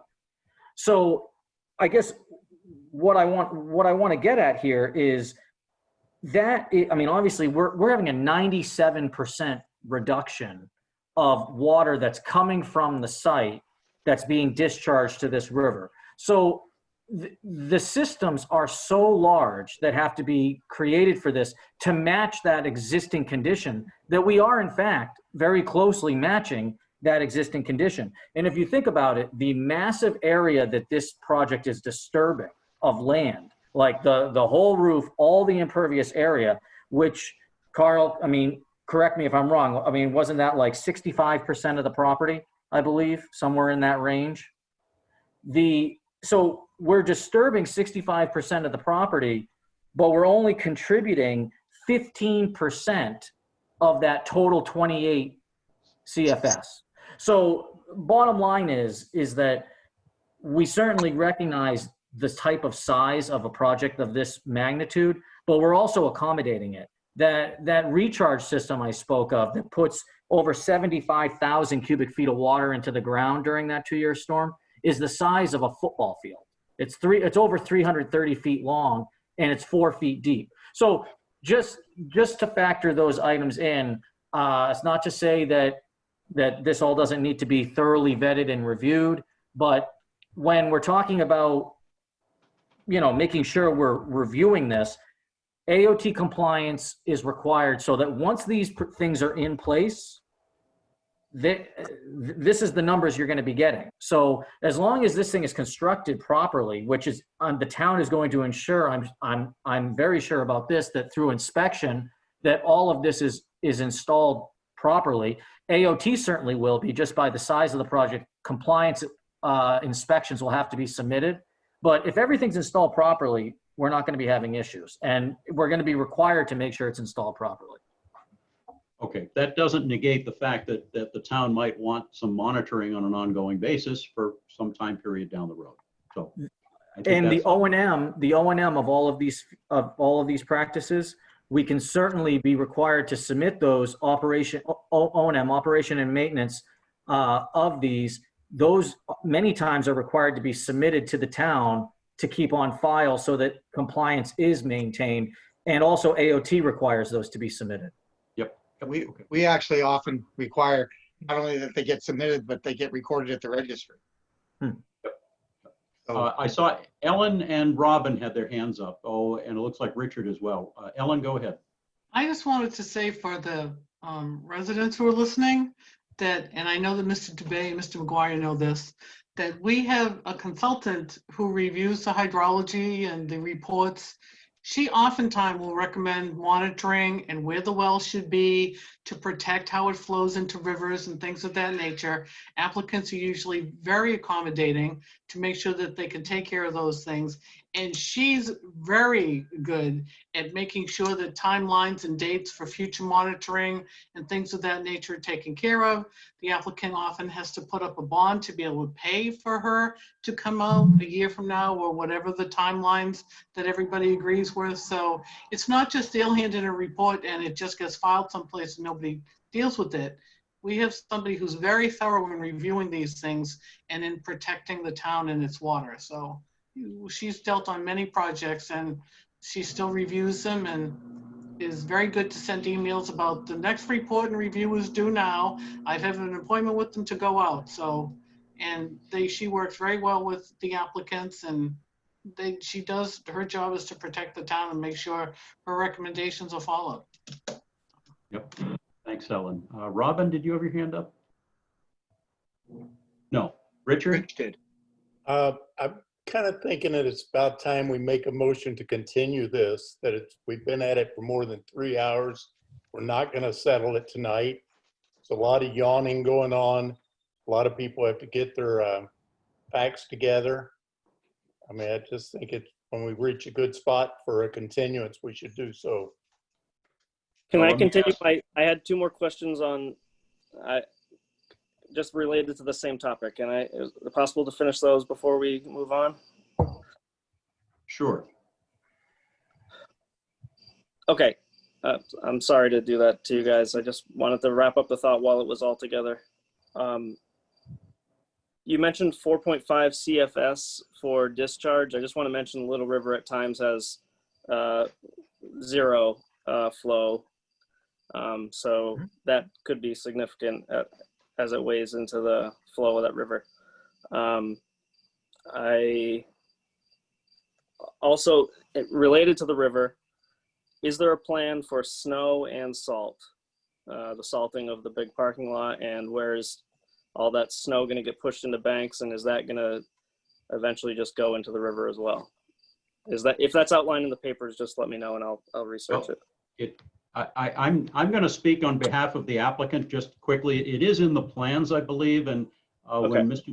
when Mr. Dubay was giving the initial presentation, he mentioned a specific type of, oh boy, now I'm not going to remember any detail, but Green snow.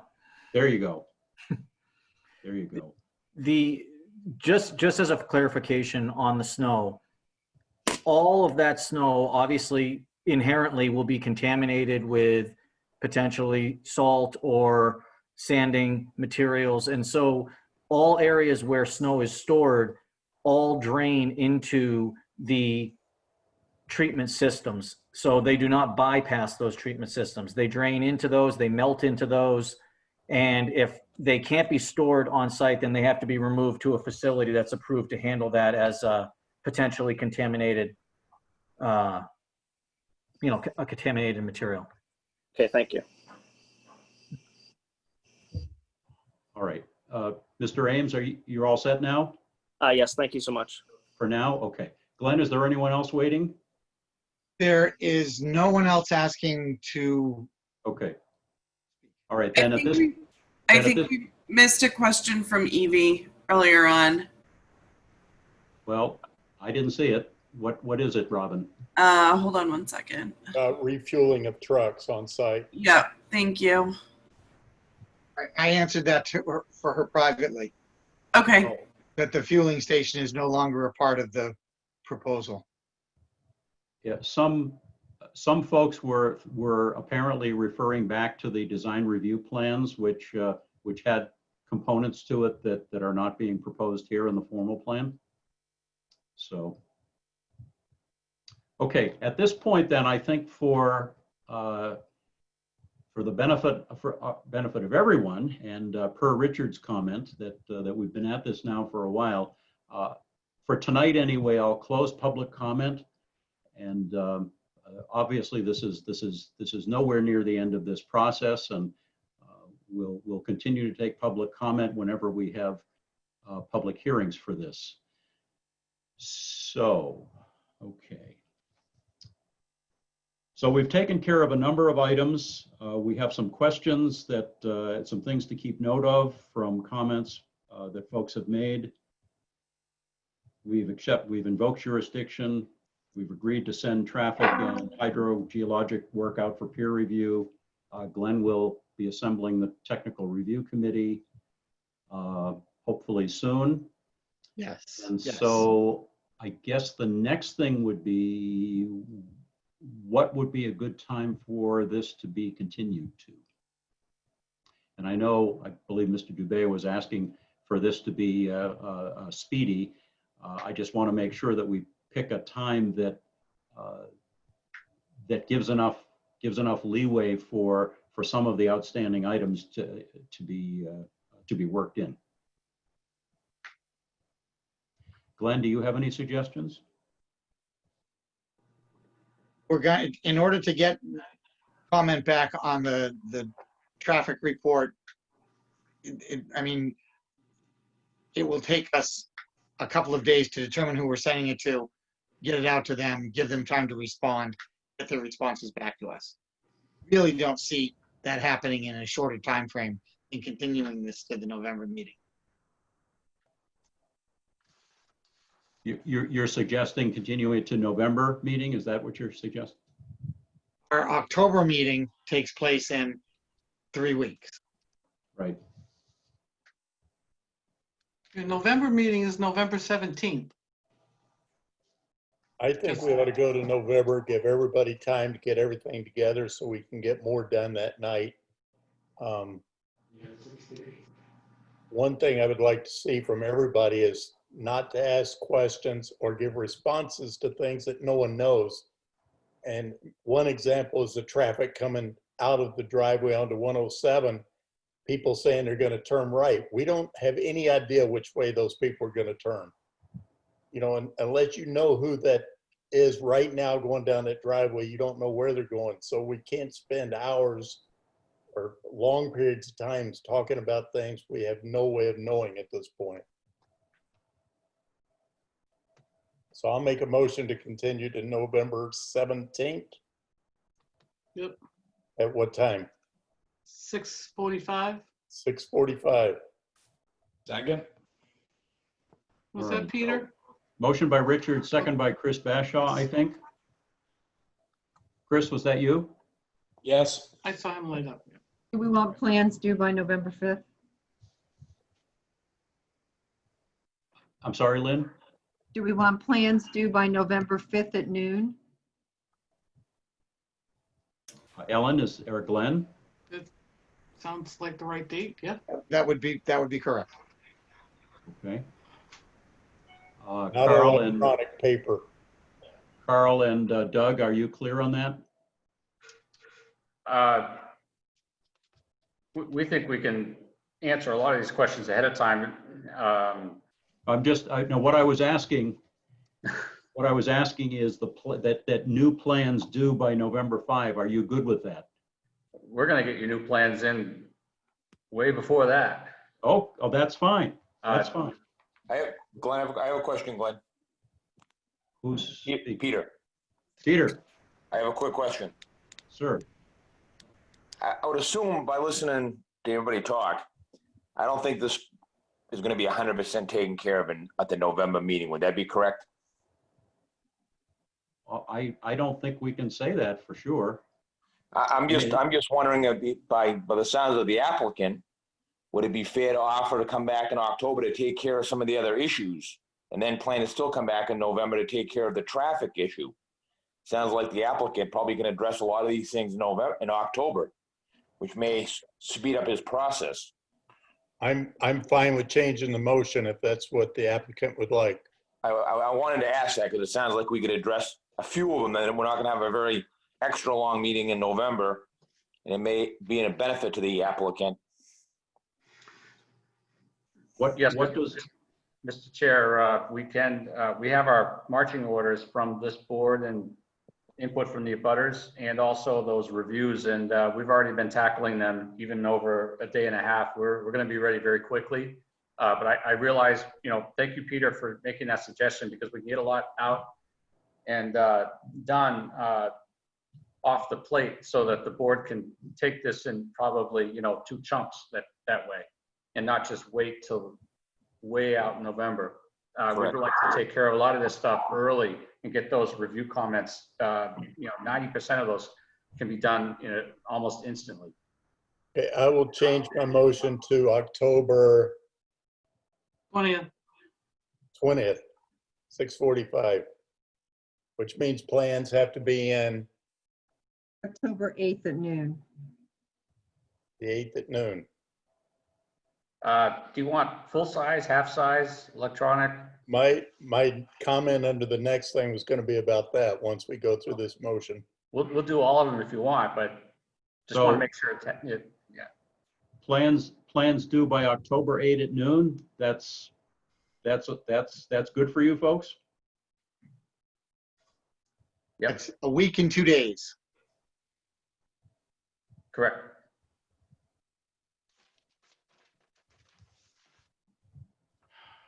Well, I know. Does it make sense to push it to the 12th? the 12th of what? Of October. Your holiday? Well, other people on this board meets on other boards, I think, on that date. No. I He's talking about plans being due. Oh, I see. Well. No, I'm talking about submittal of the plans. Oh, I see. That's Columbus Day, so I don't think town hall is open. Damn, I like to come in anytime, Lynn. But you're right. I would not come in on Columbus Day. I would come in on Tuesday. How about the 13th? I mean, I know that we want to provide opportunity for comment, but we heard from the Conservation Commission. Apparently, Rich gave me comments that I can't see in any of my email correspondence. And then the other things we got were from the fire department saying they had no comments. And a list of the things from the health inspector that are already being covered. Well, okay. Mr. Dubé seemed to indicate that he had no problem getting this done in a couple days, based on all that they have already, and they've already started working on it. Only because that if you got the plans in by October 8th at noon, then you could have your TRC meeting right after that, and everybody would have new plans to look at, which would give us better information for the October 20th. If Mr. Dubé can't get them in, but he seemed to think that that wasn't going to really be a problem. And I just think if you're going to meet with the TRC, isn't it better to have the new plans? And if you get them in with only a week to spare, you may not be able to work it out as well with the holiday and all.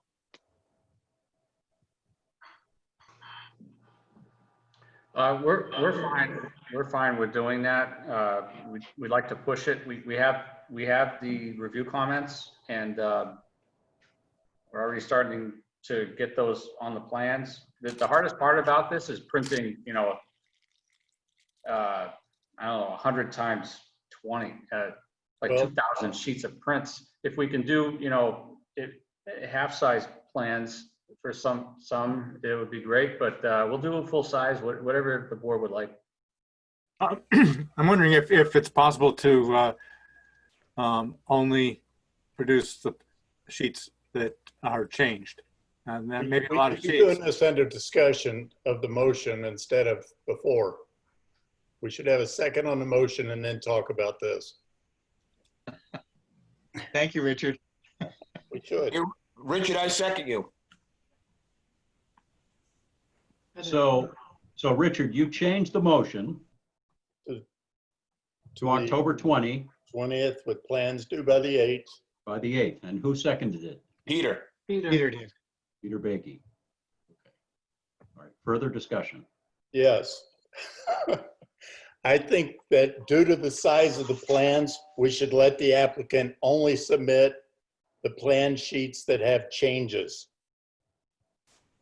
In other words, if they pull out page 16, they replace page 16. For a lot of reasons, but it takes a tremendous amount of time and money and effort to print that many pages times that. And I think the plans, as Glenn has said and everything else, they're very good plans, and I don't think there's going to be a tremendous amount of changes on them. Plus, it's easier to tell when you get a bunch of changes. You don't have to go through the entire plan set to again. You can just go through the pages that changed and compare them to what the old one was. Glenn and Ellen, how is that going to work for distributing these out to departments? Is that going to work? That part's going to work for me, but I need 2 full plan sets. Because we have to have that for our records. So just the 2 full, and the other ones can just be the changes, and we can distribute them that way. I think that's reasonable. All right. I don't know about Glenn. Glenn? That's fine by me. All right, Carl, is that a little bit of a help? Yes, sir. Okay.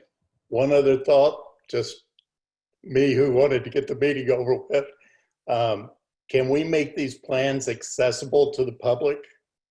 They're always accessible to the public. They're on the website. Can we let them know right now that they're accessible and have an open set someplace for them to see?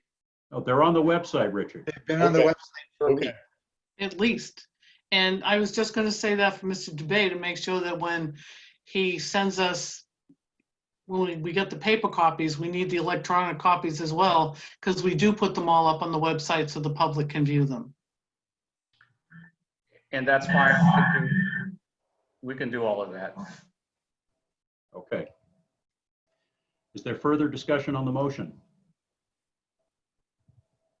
All right, Ellen, would you please call the roll? Sure. Sure. Sorry, I'm writing as I'm talking. It's very late. Well, okay. You can finish writing. No, I'm good. Okay, so we're voting on the motion. And Glenn Kopelman? Yes. Richard Wilson? Yes. Lynn Merrill? Lynn? Yes. Oh, thank you. I'm sorry, I didn't hear you. Robin Duguay? Yes. Peter Bakey? Yes. Chris Bashaw? Yes. And Peter Coffin? Yes. Okay. Okay, so for those who are still on the call, members of the public, this is your notice of the continuation of the meeting. And as we said, as soon as we receive the updated plans, they will be on the website. It's the planning board's page of the Town of Kingston website. So just like all the stuff was there for tonight, you can review it for the next meeting as well. So October 20 at 6:45. All right. And thank you all for participating. So with regard to any other board business, I realize it's late. I don't think we have anything that's particularly,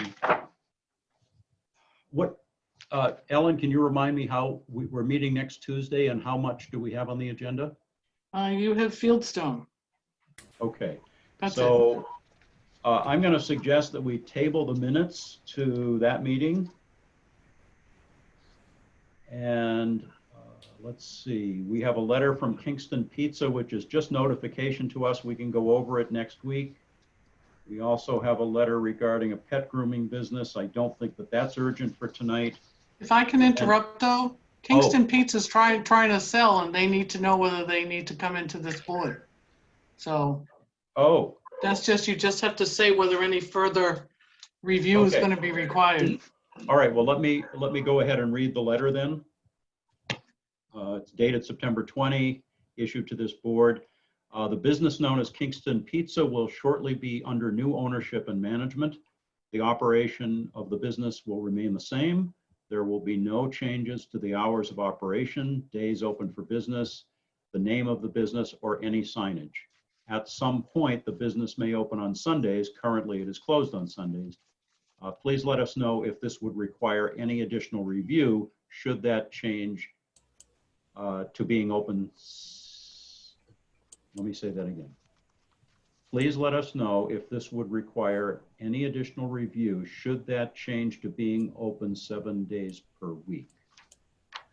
And it says, we are aware that should no additional review be required, we would need to apply for and receive a business occupancy permit through the Selectman's office. And that's true anytime a business changes hands. So I'm about 99% sure they were originally approved for 7 days a week. It was their choice to cut back and close Sundays. I would tend to agree with you, Richard, but if there's a way that Glenn or Ellen could just double check that for us, and but in the meantime, we could go under that assumption. I wouldn't think there's any need for a further review. Glenn, do you? I don't know, so I would have to look. All right. As far as I know, they were always open Sunday until they had some illness in the family.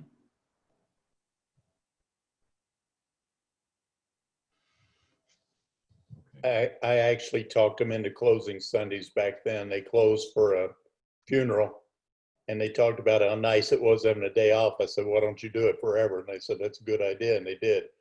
Yeah. All right. Somebody said that they didn't think it needed further review.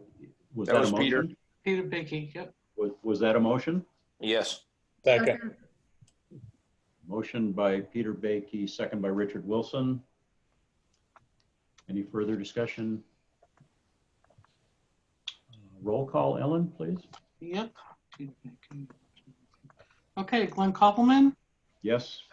Lynn Merrill, Yes. Richard Wilson, Yes. Chris Bashaw, Yes. Robin Duguay, Yes. Peter Coffin, Yes. Peter Bakey. Yes. Okay. All right, and we'll communicate back to Kingston Pizza just to let them know. Okay. Yep. Ellen, is there any urgency on this occupancy for pet grooming at 34 Church Street? I heard through the grapevine that their lease was supposed to start on Thursday. All right, let me read the letter. Dated Wednesday, September 23. Dear Chair and board members, Southern New Hampshire Pet Grooming is a professional pet grooming salon. Our hours of operation are Monday through Friday, 8:30 to 5:30, with occasional Saturday operations upon request. We are located at 34 Church Street, Unit 9, Kingston, and we are going to expand our business to the adjacent Unit 8. There is not going to be any modification to the exterior of the plaza. Employees 2 currently. And it's signed kind regards, Logan Edgerly, member LLE LLC, doing business as Southern New Hampshire Pet Grooming. This is Church Street Plaza, correct? Church Street Station. Yeah. They're currently in Unit 9. They're going to be expanding to Unit 8, so they'll be in 2 units. And there was a pet grooming place there several years ago that. Well, they're already there. Not with anything they're supposed to have. They found out when they wanted to expand that they should have had a business occupancy permit and all that stuff. They've apologized left and right, and that's why they're coming in to try and do this correctly, because they just found out that they thought because they took over from one business, that's all they had to do, and they didn't do. But they're trying to take care of all that now and do it correctly. Okay, so we're doing a little catch up here. Okay. But according to the gentleman who came in, there were no exterior changes to the building. It's just all internal. So it's just making it bigger. Do we know if if the town through health officer and any, I mean, if they haven't done a business occupancy, maybe there hasn't been a check on things like septic flow and all of that? They know that when they have to go in for a business occupancy permit, all the inspectors are going to have to check off on it. And there was a dog grooming place there 7 years ago or something. Yeah. I mean, it's been there for a while, so. Yep. Moving into the spot where the hairdresser was, the Influx Salon. So that was using a lot of water. Yep. Well, as Ellen said. I make a motion, we have no further review. Second. Motion by Lynn, second by Peter Baiki. Further discussion?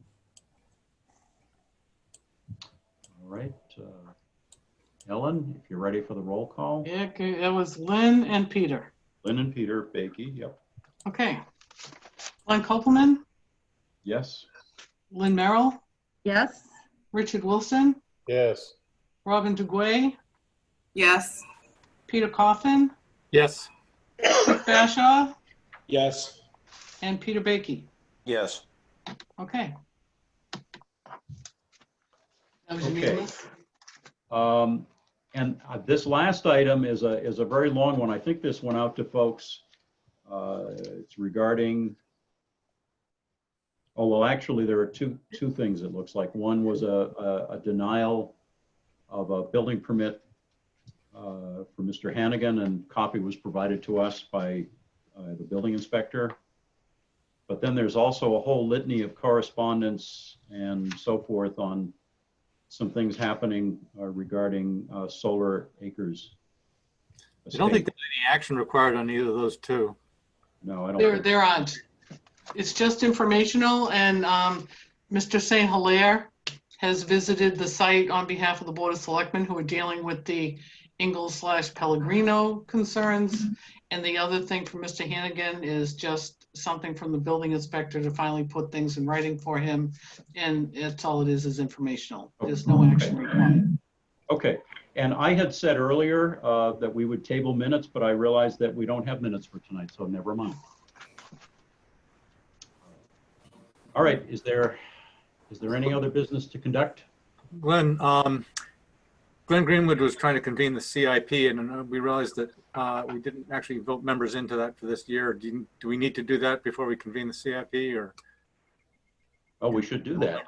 I had conversation with Glenn, and in my own mind, I thought we had done that, but apparently we. I thought we had too, and I thought we did. I thought Robin had gone on to it, but I looked back to the minutes and couldn't find that. So you all talked about it, but didn't take the vote because Robin was going to think about it. Yeah, that's right. So how do you feel about it, Robin? You had a lot of time to think about it. Come on.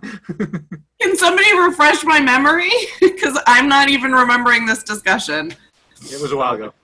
It would be to be a member of the CIP committee and look and work on the capital improvements program that we update annually. Oh my God, that was a long time ago. It was a long time ago. And what's the commitment on that? Basically, a meeting a month for the next 4 months. What's that? basically a meeting a month for the next 4 months. They're short meetings. Yeah, that's fine. Perfect. Well, who was there? The planning board, I believe, has 2 spots, right, Glenn? Correct. You can have 3. Well, we could, but we wouldn't want to Well- overpower it. Well, that would at least make it so it wasn't an even number anymore. Yeah. You've just never had 3 people want to do it. Was there someone else interested? Well, Glenn, you're staying on it, right? Well, I don't know. If enough other people step up, then I don't need to be. Look at those hands go up. Yeah. Yeah, don't anybody else step up. I feel like I might have been. I nominate Glenn and Peter, which I can't do, but I just thought I'd throw it out there for discussion. All right, if no one else is going to do it, I'll continue to do it. Peter want to do it too? Well, I don't want to overpower this committee. It's a planning board committee. It is, and quite frankly, the only people who ever show up at the planning board. So I'll do it too. I don't think we have a problem with voting even numbers. I make a motion, we appoint Glenn, Peter, and Robin to the CIP. Thank you, Lynn. Is there a second? Second. That was Richard. Richard? He's waiting. Discussion? Roll call, Thank please. you for volunteering. Okay, so it was Lynn and Richard. Okay, so roll call. Glenn Kopelman. Yes. Peter Coffin. Yes. Robin Duguay. Yes. The enthusiasm. Richard Wilson. Yes. Peter Bakey. Yes. Chris Bashaw. Yes. God, I went out of order that time. Who am I forgetting? Me, yes. Lynn, okay. Thank you. I usually do you earlier. Okay.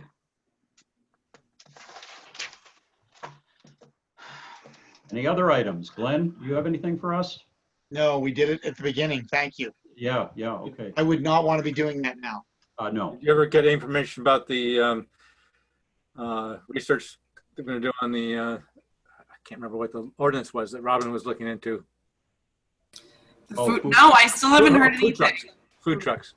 All right, well, let's not get Okay, into never that mind about that discussion now. tonight. We didn't even talk about that. Robin, we'll assume that when you have something, you'll let us know. Yeah, I did want to. Was Glenn able to send an email out to the listserv? I have not. No, I have not. Okay. That was the answer. Okay. What else? Anything else? Anybody? Ellen? No, I'm good. Oh, okay, so we meet next Tuesday. We have one hearing on the agenda. Yes. Oh, did we resolve that? Did we?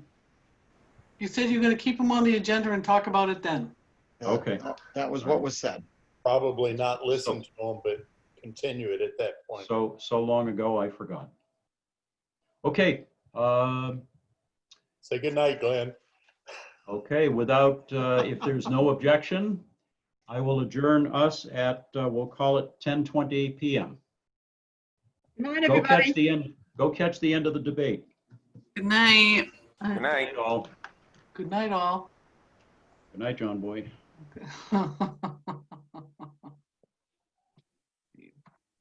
Leave meeting.